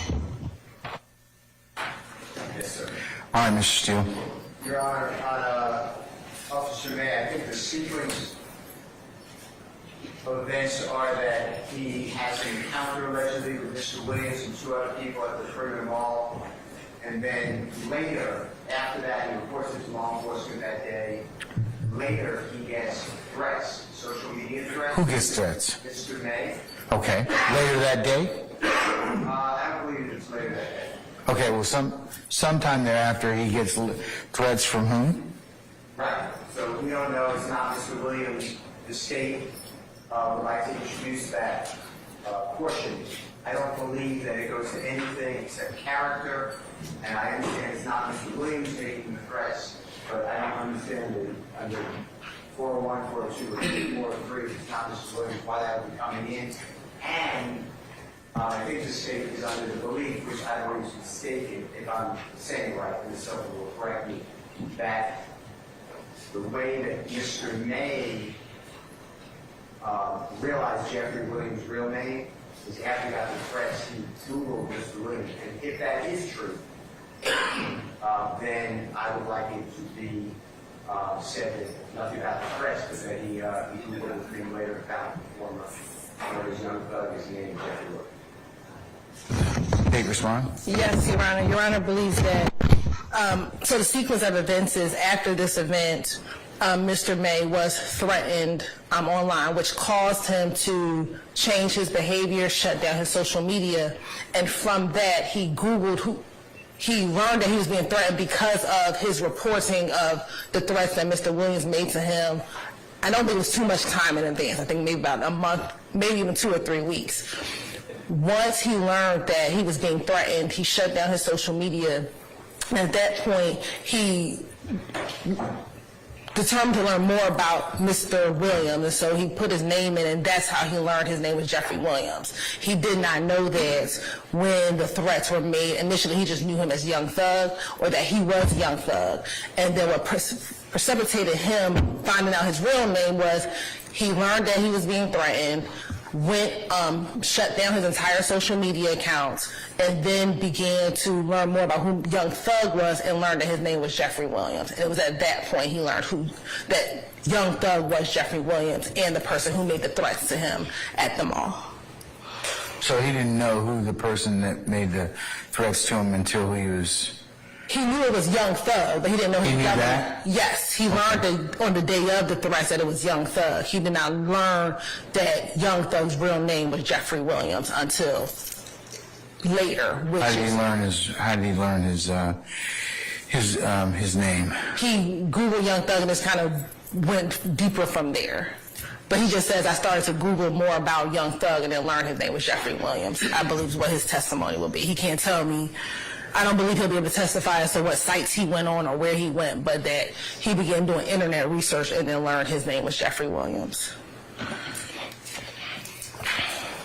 That's true of him, Your Honor. He did not say that Mr. Williams or Young Thug made any threats to him. That's what the part I want us to do. But that preceded what he did after that. And we think it is important that he was being threatened solely because of his reporting of Young Thug threatening him at the mall, that he began receiving threats so much so that he had to change his entire behavior. And then from there, that's what precipitated him going and making and determining that who Young Thug was. Okay, so what's your objection, Mr. Steele? The part that we're on notice of in the indictment is July 7th of 2015, Mr. Williams was at a mall. I got all that. I got that. Okay. Weeks later, Mr. May claims, I don't have it, I can't read it, it's hearsay. He claims that he's being threatened on social media. I've never been given social media. I'm not saying it's true. I have no idea if it's true or not, but I can't even read the social media. No one's saying that Jeffery Williams or Jeffery Williams had somebody threaten Mr. May. Mr. May then said, I don't want to be on social media, and I want to look into who is all these people outraged that I had a confrontation with Young Thug, and then he realizes how popular Jeffery Williams is as a renowned artist and found out his real name. I don't understand in my mind why I have to deal in this court with inadmissible hearsay, which is a threat, just to get to this person and Googled and found out Jeffery Williams' real name. Your Honor, it's not inadmissible hearsay. He can say, I received threats. We're not saying what the threats are. He's saying, I received threats on this social media. Once I learned that I received threats because of being threatened, I then did this. A threat is a statement. But no. That is an out-of-court statement that the state is offering. Now, you're just making a threat. I mean, a threat would be, I'm going to shoot you. That would be a statement of the threat. But just to say people made threatening threats to me on social media. It goes also to show, his behavior as to what happened afterwards. So, What is that? What behavior is relevant to this case? The threat allegedly happened on July 7th at the mall. That's what it police. And the police that day, and I assume the state will call Officer Stevens because he's here. That day, Officer Stevens wrote his report. The performer known as Young Thug is Jeffery Williams. So I don't even know what relevance it is that Mr. May, weeks later, to a month later, or 2 months later, he really doesn't know, finds out that it's Jeffery Williams. Because he's the victim in the case, and that's how he came to learn Mr. Williams' true name. yeah, but it's kind of here. It's all that is really hearsay on a couple different levels. What part is the hearsay, Your Honor? The fact that what did he go? What did he see? What social media did he be But we on? weren't asking him all that. We weren't going to ask him we're going to ask him, did he receive threats? Yes. Where was that from? Social media. That's it. And then, what did you do as a result of that? So the hearsay is that we're not offering for the truth of the matter asserted. We're not offering any words for the truth of the matter asserted. We're offering for his effect on the listener based upon what he did and what he understood his threats to be. He then determined he needed to shut down his social media. He needed to learn more about who this individual was, and then he learned his name was Jeffery Williams. All right, Mr. Steele, I'm gonna overrule your objection. It is effect on listener, but I won't let them talk about specifically what I think that what he did, why he shut down his Instagram, why he came off of social media.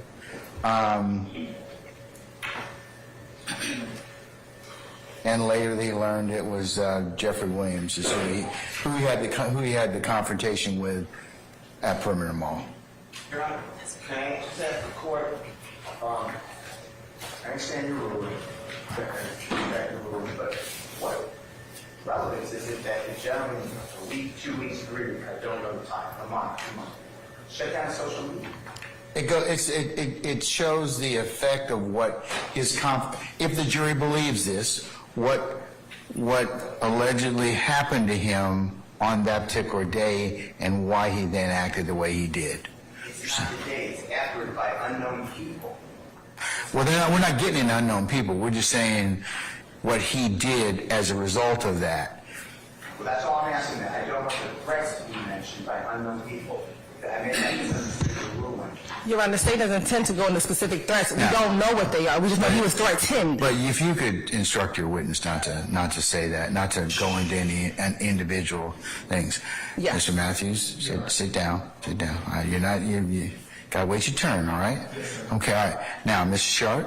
Are you finished, Mr. Steele? Well, I would like it not to be threats, and he could say, I received information on social media. No. I need a statement from the. No, I don't think so. Instruction from the court, I'd like. No.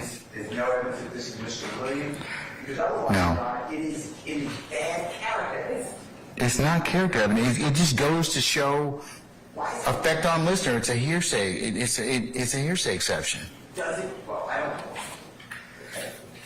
I respect you. Okay, I mean, we're going to disagree on that one, okay? It doesn't go to Mr. Williams' conduct. No, it's not his conduct. It's the conduct of the person that's testifying. That's irrelevant after the fact. Okay, all right, well, we're going to, and plus, the jury's going to give it whatever weight they see fit, okay? It's all bad. It's bad. Okay, all right. Court to exclude it, and the threats of other people, I was told, Mrs. Sharp, is 2 cases.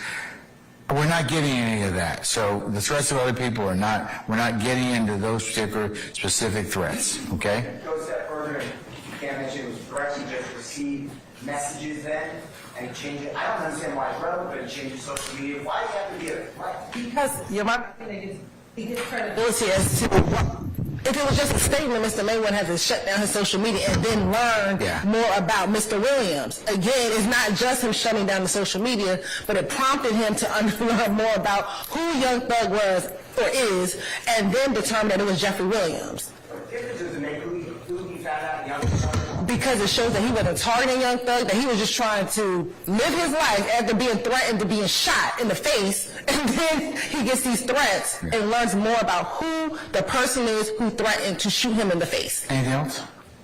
Yes, I would strongly respectfully request the court to change its. I'm not going to change my ruling, but I'll note your objection and make it continue for the record. All right, Mr. Shard, anything else? Yes, Your Honor. I understand how the rules in effect, but my client. There's not been anything extra, okay? What does he want to tell me? Mr. Stillwell we're concerned about the injection of these quote-unquote, even if we don't. Objection of what, sir? You need to speak into the microphone so I can hear you, okay? And everybody else can. Okay. On behalf of Mr. Stillwell, we are very concerned and we strenuously object to injecting the subject of threats into this case. And I understand that we're not going into specifics, but even the general idea that threats are involved create, in our opinion, an implication of guilt. And Your Honor, there are 2 cases I'm going to ask Your Honor to consider. Yeah, I'd like to, because a lot of times the cases that you cite don't stand for the proposition you tell me. So you've been listening to Mr. Uhelski. I'm going to go ahead and look him up on Westlaw. So, hold on. I know.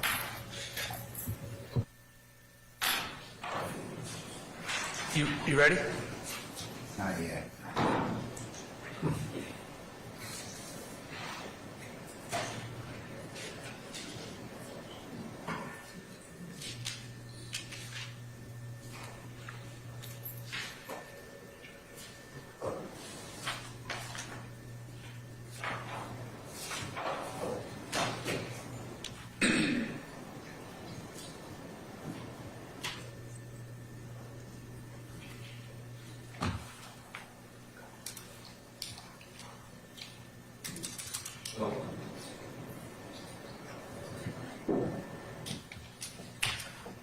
Okay.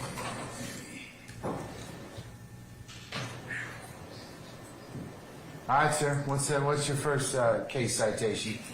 Broadwater Broadwater v. State, and that's 359 Georgia Appeals 87. That's a 2021 case where the introduction of evidence of threats that were not directly attributable or indirectly attributable to the defendant was found to be error. In this case, the Broadwater case, there was overwhelming evidence of guilt. So it was found to be harmless error, but error nonetheless.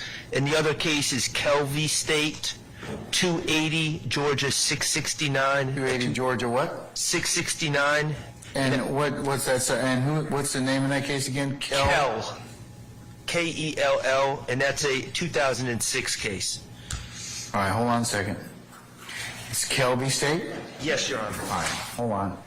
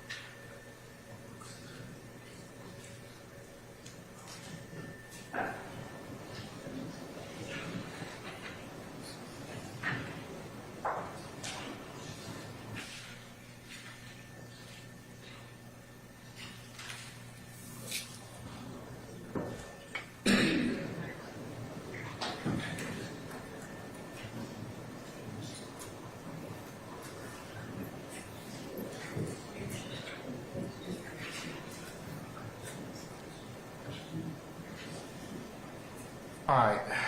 Let's see.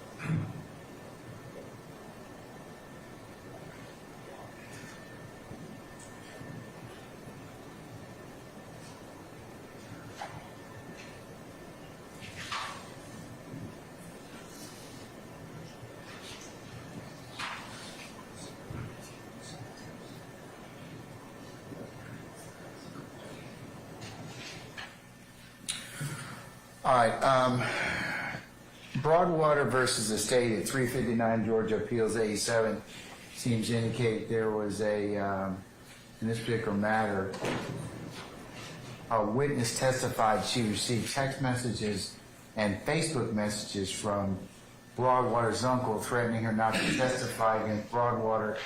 And Broadwater's uncle had driven past her house on several occasions. So, our appellate court concludes that it was error for this testimony to be admitted at trial. Although threats were made by the uncle, the state presented no evidence that Broadwater made the threats against Laughing House, a witness against, or that he directed another person to send the threatening messages, nor did the state present any circumstantial evidence for an inference to be made that the threats were made at Broadwater's instigation. Thus, in an absence of evidence permitting an inference to be drawn, the threats were instigated or authorized by Broadwater. Laughing House's testimony regarding threats that she received were inadmissible. So, unless you all have... Your Honor, this is distinguishable from what we are doing, Your Honor. Yes, it is. Your Honor, this is distinguishable because... We're going to disagree on that. From what you told me earlier, Ms. Hilton, you said that you don't know whether or not Mr. Williams made those threats, okay? And even though I agree with you, the statements go to show effect on listener, you still have to overcome the issue of, in Broadwater, and you got to have some linkage. So I'm probably not going to admit, I'm probably not going to admit that particular messages, at least. He can testify about, yes, Jeffery Williams threatened him. He later found out it was Jeffery Williams, but I think there's two separate issues. I want to be very, very, very clear. All right. What's the first issue? The first issue, because I don't want us to confuse two things. So on July 7, 2015, Mr. Williams threatened Mr. May. So that's very different. No problem with that. What we're talking about is a few weeks later, he received threats. We're not attributing that to Mr. Williams, because here she attributed those threats to the defendant. We're not attributing those threats to Mr. Williams. What we are saying is he received threats.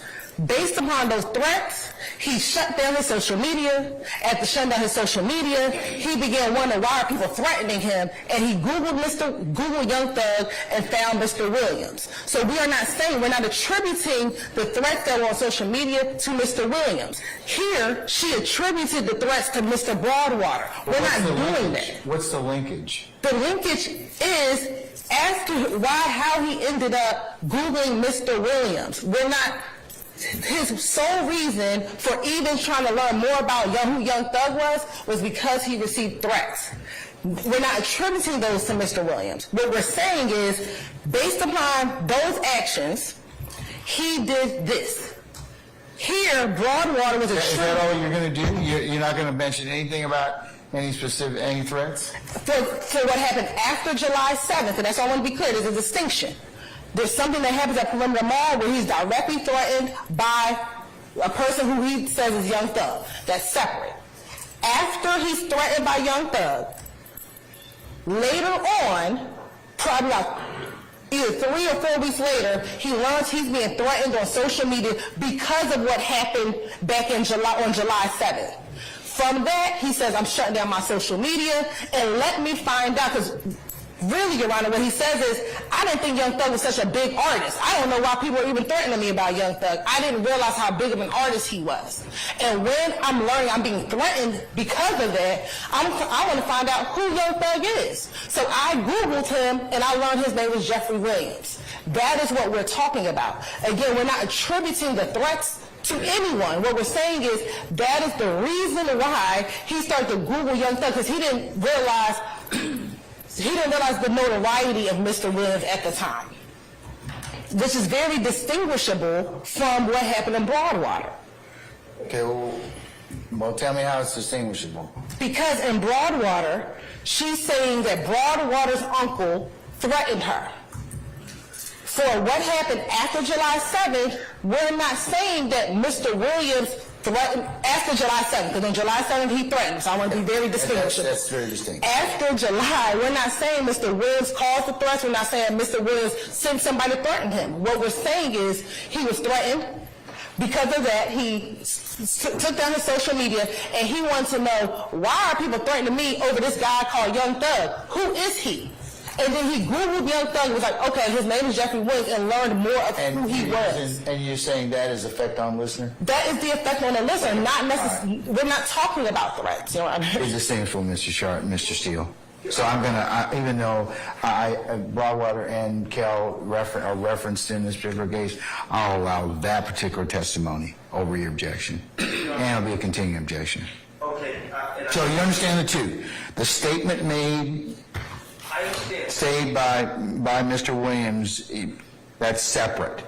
The other issue is effect on listener. So, Your Honor, and I need to address that as well. I'm going to ask Your Honor to look at. how come we couldn't have looked at this stuff like months ago? Well, You knew this stuff was going to come up. That's not right. Watch it, Mr. Steele. Watch it. We knew nothing about that. One at a time. I ran it out today. One at a time, please. We knew nothing about these alleged threats until today. No, because we talked about these threats when Mr. Steele was talking about the issue of at Perimeter Mall, and there were other posts. So we had this conversation before. Not about this. Yeah. I We did. I mean, well, I have recollection of us talking about this particular issue already. We talked about this incident, but we didn't know about these. This wasn't. Didn't know about what? About these alleged after-the-fact threats. Well, they were these Instagram other posts that the threats came in. We never received an Instagram post. I don't believe the state has the Instagram post. So I don't know if it's on Instagram. When there were threats made, that's what was told to me earlier. Not by me. I remember that. So, Your Honor, Moman, M-O-M-O-N, v. State, 249 Georgia, 865. The 1982 case. 249 Georgia, what, 860? That was before that was an old evidence code, though. Right, but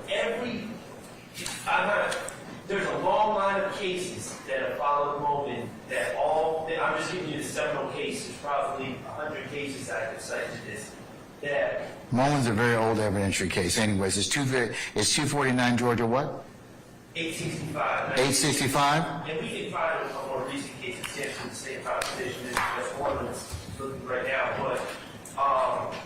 But Your Honor, that case deals with the effect on the witness, exactly what we're talking about here, the effect on the listener, and the lack of relevance and that sort of information going to the jury. Okay, you said here it seems that we're introducing potentially very prejudicial evidence talking about threats. Prejudicial to quite frankly all of us, including my client, Mr. Stillwell, to explain a course of conduct and effect on a listener that has no relevance, no probative value, and even if Your Honor felt that it has probative value, it's very slight. And so we would argue that 403 and these cases I'm citing all dictate the same result, which is that even vague reference to some threats after the fact should not be admitted with the error to admit. Respect.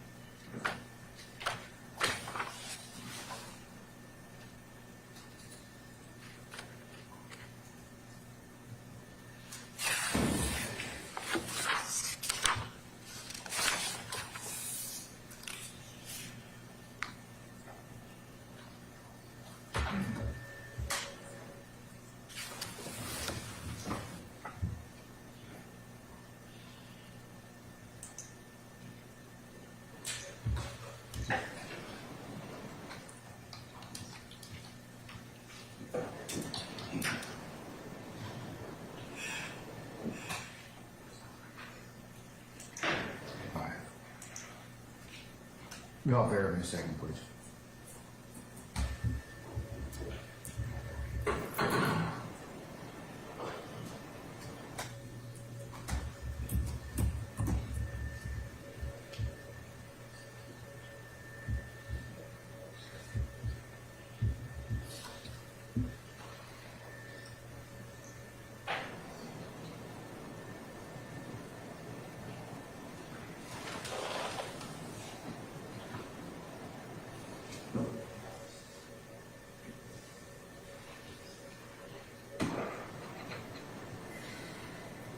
All right, Mr. Short and others, Greer versus the State, 313 Georgia, 236, February 2020.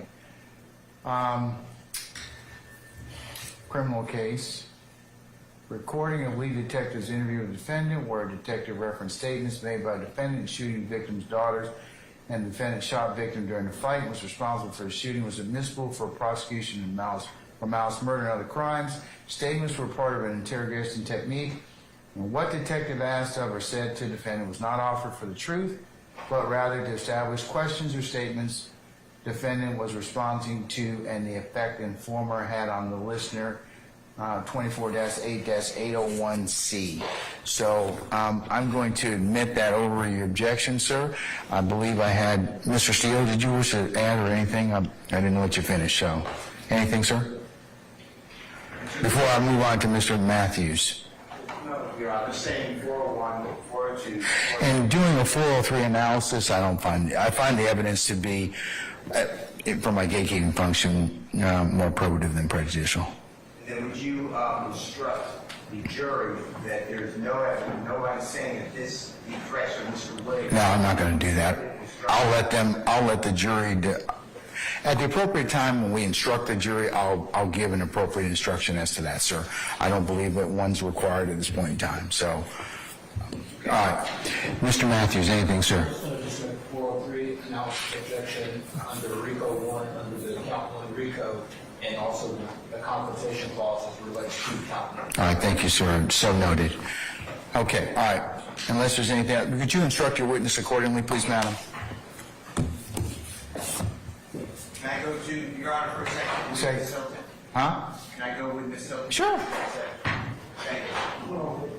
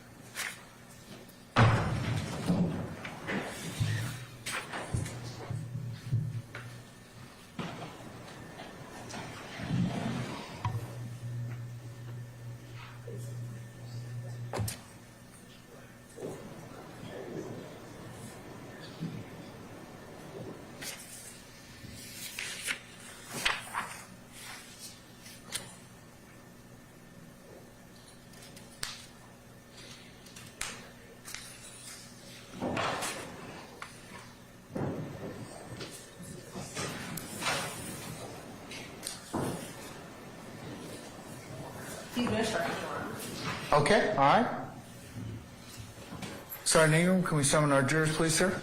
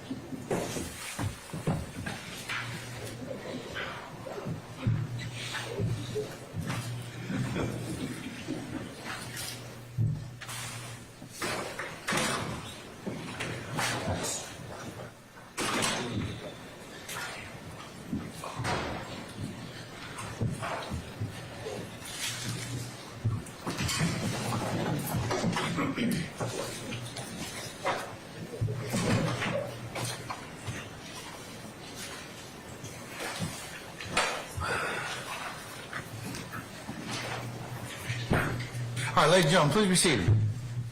All good, brother. All right, thank you, Sergeant Ingram. All right, State, call your next witness. Prior to calling our next witness, the state would like to tender State's Exhibit 189O into evidence pursuant to 24-9-901. This is a certified copy of a conviction for Mr. Trontavious Stevens, criminal action number 15SC 135856. Mr. Stevens was convicted of possession of marijuana with intent to distribute, where he received 10 years commuted time served, possession of a Schedule II controlled substance, possession of a firearm during the commission of a felony, possession of a firearm by a convicted felon, failure to maintain lane. This is all for the July 3rd, 2015 incident in which he was stopped by Officer Collins.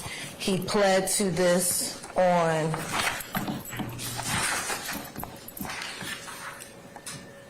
March 10th of 2016, and with this would conclude Act 48 through 50.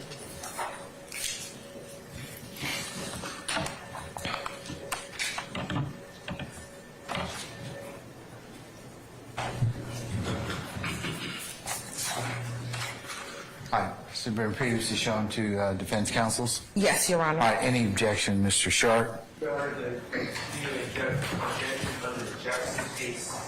So noted, sir. Mr. Steele? Yes, sir. I also ask that the sentencing sheet be removed, Your Honor, and this is not going to prove the enterprise of the RICO. Objection, Your Honor. Mr. Steele, please don't speak your objections like that. I don't want to have to advise you again on that, okay? All right? No relevant. Objection, Your Honor. That's my objection. The objections on relevance. I'll overrule the objection. I'll admit it, and as we mentioned later, we'll call whatever's been admitted. The court will take up that issue later. All right, so it's admitted. Thank you, Your Honor. Next, we're moving on to Act 51, we call Christopher May. All right, summon Christopher May, please. All right, Mr. Officer May, come on up to the witness stand, please. Once you get there, be so kind to turn and face Sergeant Ingram, be sworn as a witness before you sit down. Raise your right hand. You swear upon the testimony you give today the truth, the whole truth, nothing but the truth. I do. Have a seat. Yes, sir. State the story first and last name for. Christopher May, last name May, M-A-Y, And where are you employed? the Roswell Police Department, And how long have you been with the Roswell Police Department? since December of 2016. And when did you get to the Roswell Police Department? I am a traffic investigator assigned to the traffic unit, Prior to working for the Roswell Police Department, what type of work did you do? public safety director, And did you work with a specific company? at which point, Oh, how many companies have you worked for as a public safety capacity? 4, I want to direct attention specifically to 2015. Which company did you work for? Andy Frame Security Services, If you can slow that down. sorry, Andy Frame Security Services, And when you work for Andy Brand Security Services, where did you work? Perimeter Mall, And what was your title when you worked at Perimeter Mall? security director, How long did you work at Perimeter Mall as a security director? from 2007 until December of 2016. And just so that you're briefly, where's Perimeter Mall? It's going to be located in the city of Dunwoody. It's going to be right off 285, Ashford Dunwoody Road and Hammond Road intersection. All right, and let's talk a little bit about the Describe the Jordan, how many floors the mall has, how big it is, the anchor store. Give them a little about Perimeter Mall. Perimeter Mall is a 2-story shopping center. They have 3 anchors. When I was there was Macy's, Nordstrom, and Von Maur, parking deck, food court, various shopping establishments, including Apple, Victoria's Secret, Champs, Foot Locker, that kind of stuff. And is there a dealer that anchors on the other side? Yes. And does the mall have escalators? Yes. How many sets of escalators are in the mall? 3. Right. And where are those located? One's going to be in front of Macy's. One's going to be in front of Nordstrom, and then one's going to be in the center court. Sorry, it's been a while. I'm going to show you what's the mark that states it's a 186P. Tell me if you recognize what's in the 186P. That'd be the center court area for the mall, from the upper level vantage point. And how do you recognize it? I can see the food court off to the bottom in the lower right, and that's not going to ever get moved, so. Is that a fair, accurate depiction of the center court and the center escalator as you remember back in 2015? As best I can recall, yes. Okay. Your Honor, this time the state like the tenant states in the 186P into evidence. No objection, sir. All right, states 186P as it publishes you see fit. Would you serve as the director of security the entire time that you were at Perimeter Mall? Yes. Okay. What were some of your job duties and responsibilities? I did the hiring, the firing, the contractual compliance. I served as the first level for him. Oh, I apologize. I did the hiring and firing, contractual compliance, scheduling, managing account hours and deployment of those hours. I employed security officers and police officers. I did operational startups, takedowns, developed policies and procedures. When you say operational startup and takedown, what do you mean? I would have to travel sometimes for new facilities, new contracts, or to go and take a contract down that ended. And as the director of security, were the security personnel that work with you armed security? No. What were some of the jobs and responsibilities of the security guards at Perimeter Mall? They were actively to patrol and be a visual deterrent source, as well as a first contact point for customer service for anybody who might need assistance. They did incident reporting for any kind of liability incidents, slip and falls, any kind of criminal activity that was reported to the property.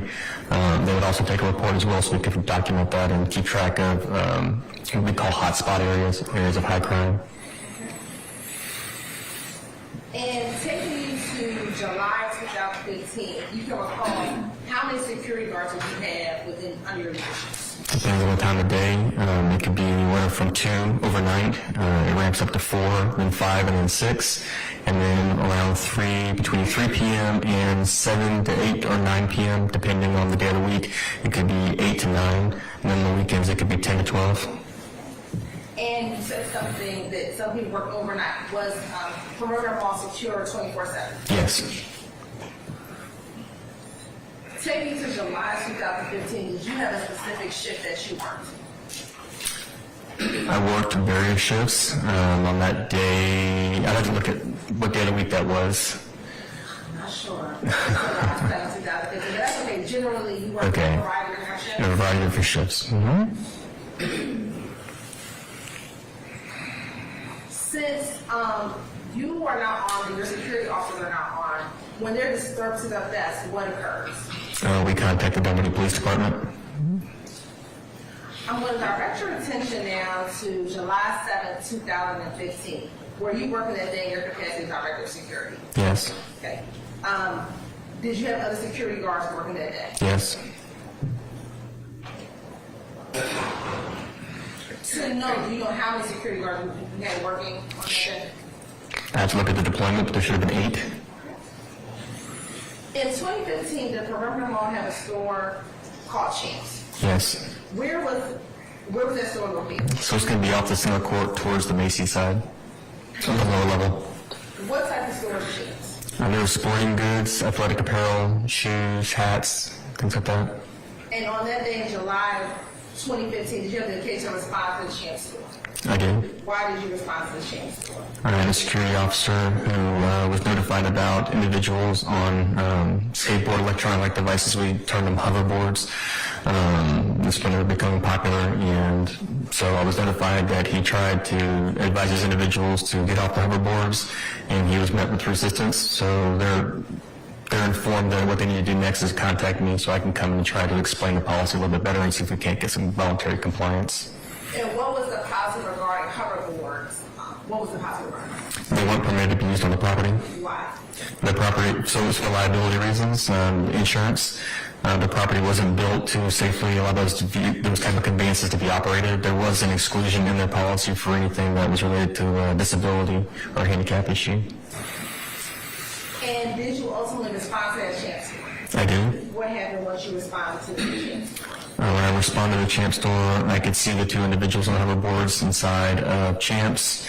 We stayed outside the store. We're not going to interfere with the shopping that's going on inside the store. And we waited for them to come out. And from your vantage point, were the individuals on the hoverboard inside of that store? Yes. Did they eventually come out? Yes. Can you describe the males? Can you describe the males? To the best of my memory, they were African American males. They were dressed actually pretty nice. They had baseball caps on, dreads that were kind of somewhat visible, thin build. Remember they had nice shoes.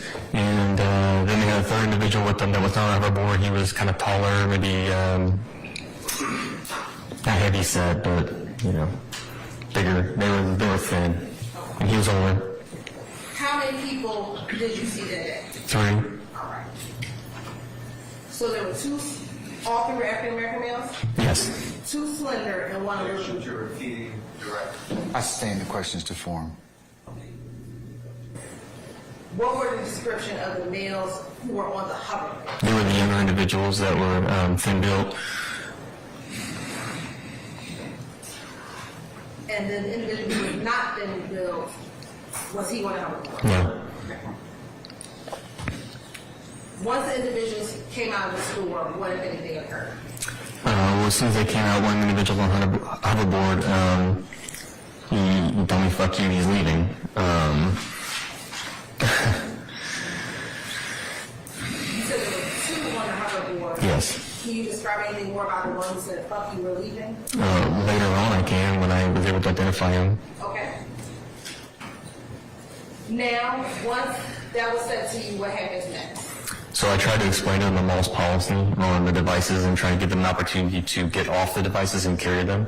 And one of the other individuals told me, the other one, not the one that said "fuck you," told me that I can't tell them what to do.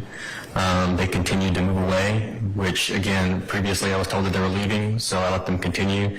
Try to stay out of their way, just walk with them. They went to the escalator and they still rode the hoverboards up the escalator. Okay. As they rolled the hoverboard up the escalator, what happened? They're being loud. They're using profanity. There was a lot of. It was a weekday, I'm assuming, from what I can recall. I mean, but still people in the mall and families, and so it was drawing some attention. I remember just using my 2-way radio to kind of communicate, let dispatch know what was going on so they could follow us with the cameras. I had originally asked for the Dunwoody Police Department to respond because of the activity that was going on at the time. So you said you originally asked the Dunwoody to respond? Yes. Okay. What happened? Should they get on the hoverboard and go up the escalator? So at that point, I was trying to tell them they're going to be banned from the property because they were failing to comply with the mall policy as it was explained to them and given an opportunity to comply with. Okay. And the escalator they rolled up, is that the same escalator that is contained in Face Exhibit 186P? No. Okay. It's not. It's on the other side of it. It's on the other side of that escalator. That's the down escalator. Alright, so they were going up the escalator. Yes. But in that general vicinity in the middle of the mall? Yes. All right. Then they go up the escalator? Yes. All right. What happens next? We got off the escalator. We had to kind of stop because one of them came off the hoverboard when they got to the very top. They didn't fall. They just had to get back on it. And then they continued on. So even after you've asked them to get off, they still maintain being on it? Yes, ma'am. All right. What happens next? I followed behind the male that was walking. He had a bunch of bags, shopping bags from Champs, I believe. Was it that third male? The third male. So I stayed with him, behind him. I tried to explain again as we were moving forward that they were going to not be allowed to come back to the property because they were leaving. At some point in that interaction, I did cancel Dunwoody because they were going to leave and we would just do the ban paperwork ourselves. When you said do the ban paperwork, what did you mean? It's criminal trespass paperwork. It's how we document the individuals that are not permitted to come back on the property. We put a date that it starts and a date that it ends. Oh, sorry. So go ahead, Lisa. Slow down. Okay. What's the ban paperwork? It is a criminal trespass form. It's a written form that notifies an individual that they are no longer allowed to be on that property from a specific time period. Okay. And so, at this point, because they were leaving, you canceled your Dunwoody police. Yes. All right. Did they eventually go outside? Yes. What, if anything, happens when they went outside? So I had also contacted and asked for additional security officers that are already outside patrolling to respond to the area. I could see we were going to what we term the streetscape, which is the valet area. What do you call it? Streetscape. Okay. And so when we got out the doors, I could see two of my officers, actually they were supervisors, walking up towards the individuals. I could see an interaction occurring. I could hear some yelling about, get out of our way. And then I remember this specific gesture where the arm came out wide, like you're free to go, like we're not going to stop you to leave. Who made that gesture? Those supervisors. Okay. One of your employees? Yes. All right. And you said you called this area. What was the area that you were in right now? The streetscape. Streetscape? Streetscape. Mm-hmm. Okay. And I'm going to show you what's been marked as State Exhibit 187P. Do you recognize State Exhibit 187P? I do. And how do you recognize State Exhibit 187P? That's our streetscape area at the center part of it. Is that a fair and accurate depiction of what the streetscape area looked like back in 2015?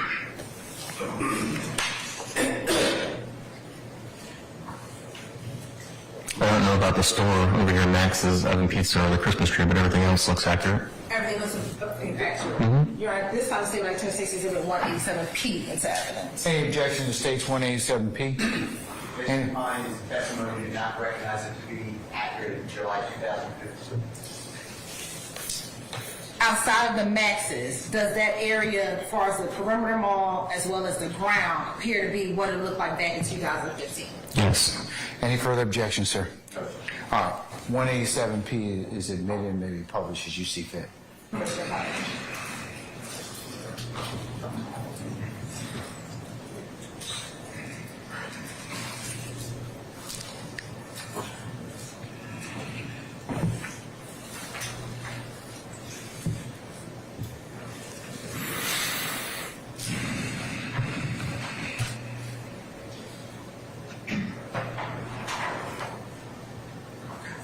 Now, is this the well area or the street ball area that you're just referring to? Yes. Okay. Yes. And is that where you saw your security officer, your supervisor, make the hand gesture and kind of present themselves as if the individuals could walk out the way? From my side, it's the left side of the screen. It's going to be just outside of frame. And what you can do is on the back screen next to you, if you press the bottom left corner, you use that pen and you can circle where the direction where your security officer went. Security officers are coming up this way, and they interface with them right over here. Still try to speak up a little bit louder. Okay, so the first arrow is the direction the officers were coming from, and then the other arrow is the area where they actually made contact with the two individuals on the hoverboards. And from where the picture is being taken, what is in that area from, if I'm standing and taking that picture, what area is right there if I'm taking that picture? You have valet parking. It's going to be to your back and to your right, and then to your left you'll have Urban Outfitters.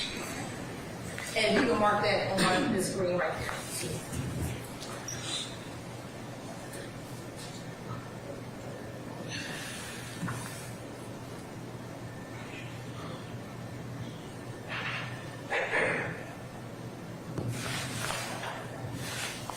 All right. Now, as you saw, your supervisors kind of let the individuals go. What happens next?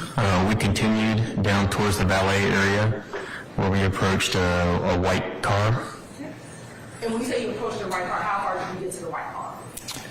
maybe 6 feet away, 8 feet away. So did you go directly onto the car? No. Okay. What happened once you got to where that white car was? One of the security officers got the tag, called it out. When we got in the car, the driver was loading bags into the car. One of the individuals, who was the one that told me I can't tell them what to do, he got in the car.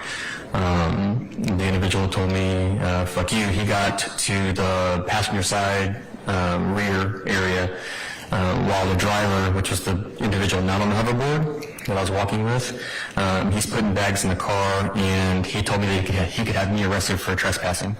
So to be clear, the driver was the person who was not on the hoverboard. That's correct. And what did the driver say? That he could have me arrested for trespassing. Okay. And then not the person who said fuck you, but the other person, where was that person at? He was in the car. I don't recall which seat he got into. Okay. And the person who initially told you fuck you earlier, where was he seated? He was going to be on the passenger side rear. Okay. Once the driver said what he said and the passenger, what if anything happens next? It was further I tried to tell the driver that I'm not in or on his property.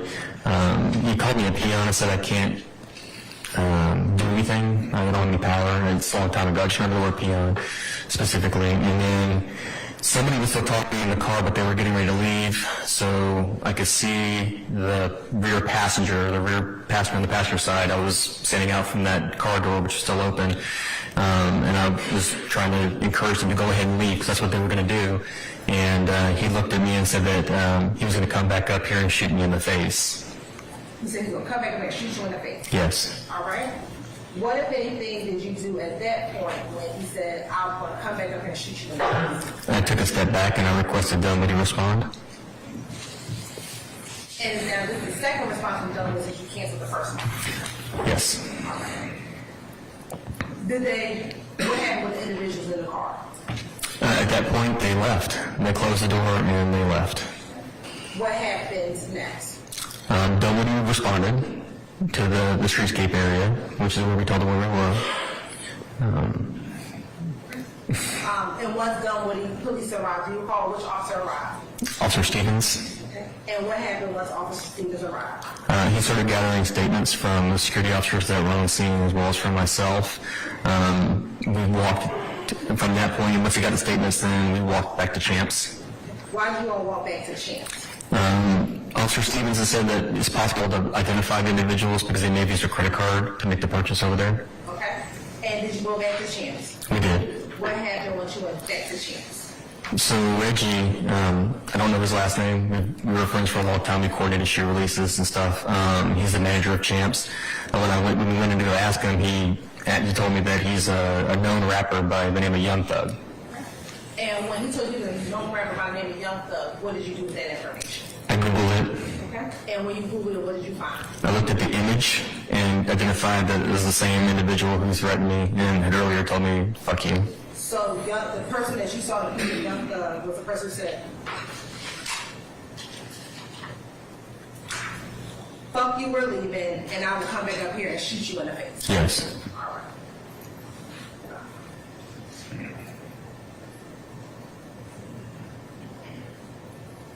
Did there ever come a time, well, let me ask you this. So after you learned that information, what happened next? After you Googled who it was, what if anything happened after that? I typed my statement for Dunwoody. And on July 7th, did you ever learn what Young Thug's true name was? Not that I can recall.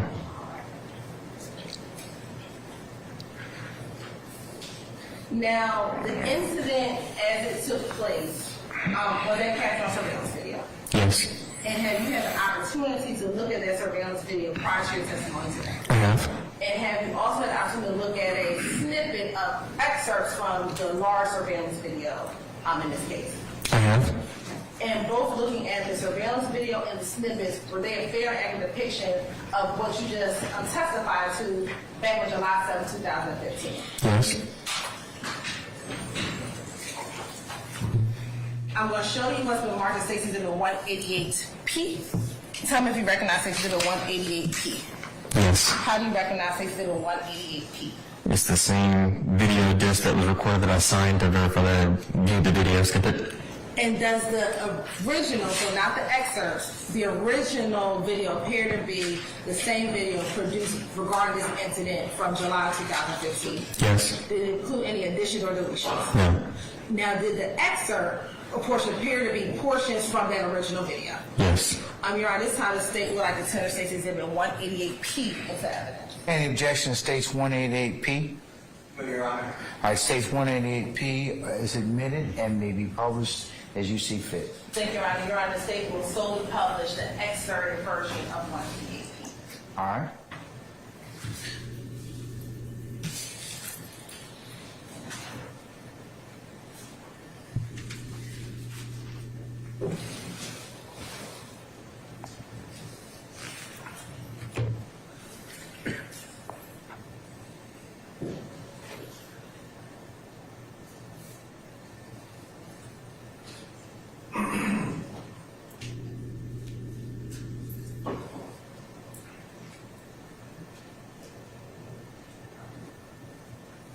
Now, looking at that, those individuals on the hoverboards, Yes.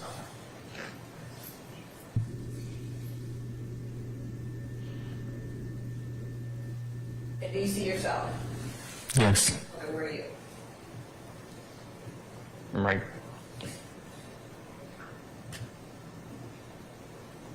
Right there.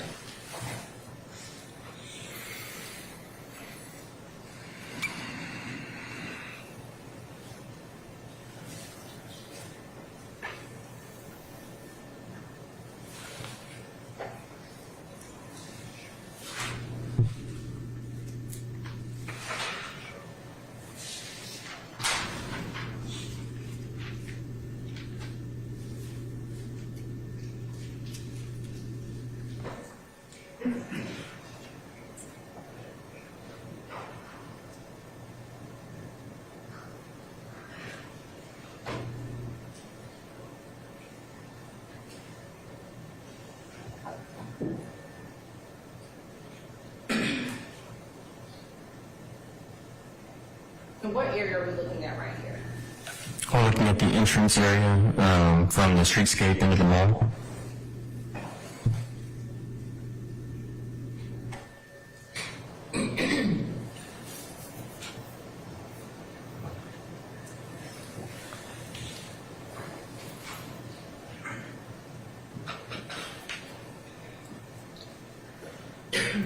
What area are we looking at here? The streetscape area. And the first person on the hoverboard, which person was it? I don't recall.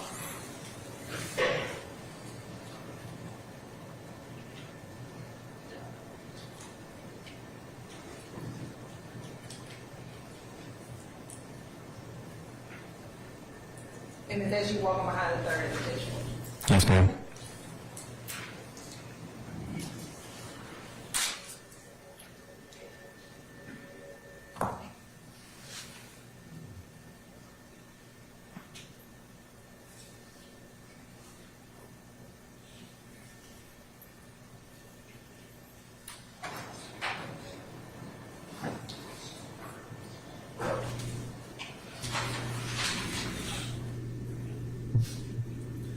And from here, are you able to tell us where the valet area is? It goes further. You can see parts of the valet there. It goes further back. And did you recognize what event was going on during this portion of the video?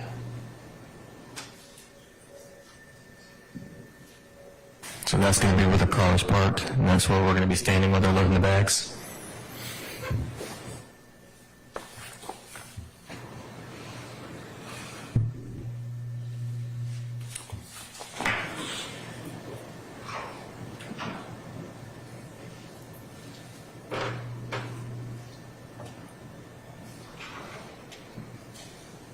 And during this time, was there any arguing and yelling going on at this time? Or do you recall? I don't recall.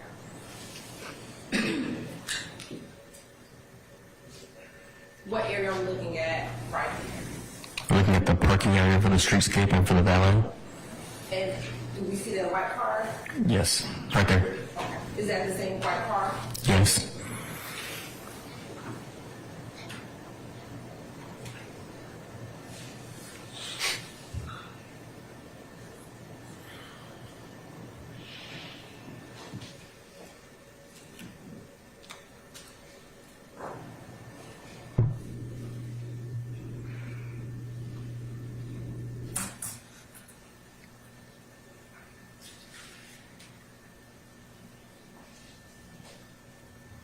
And why is this camera kind of going back and forth? It's on an auto touring cycle. It was an auto touring cycle. It's a pre-programmed route that the cameras will take when they're not being used.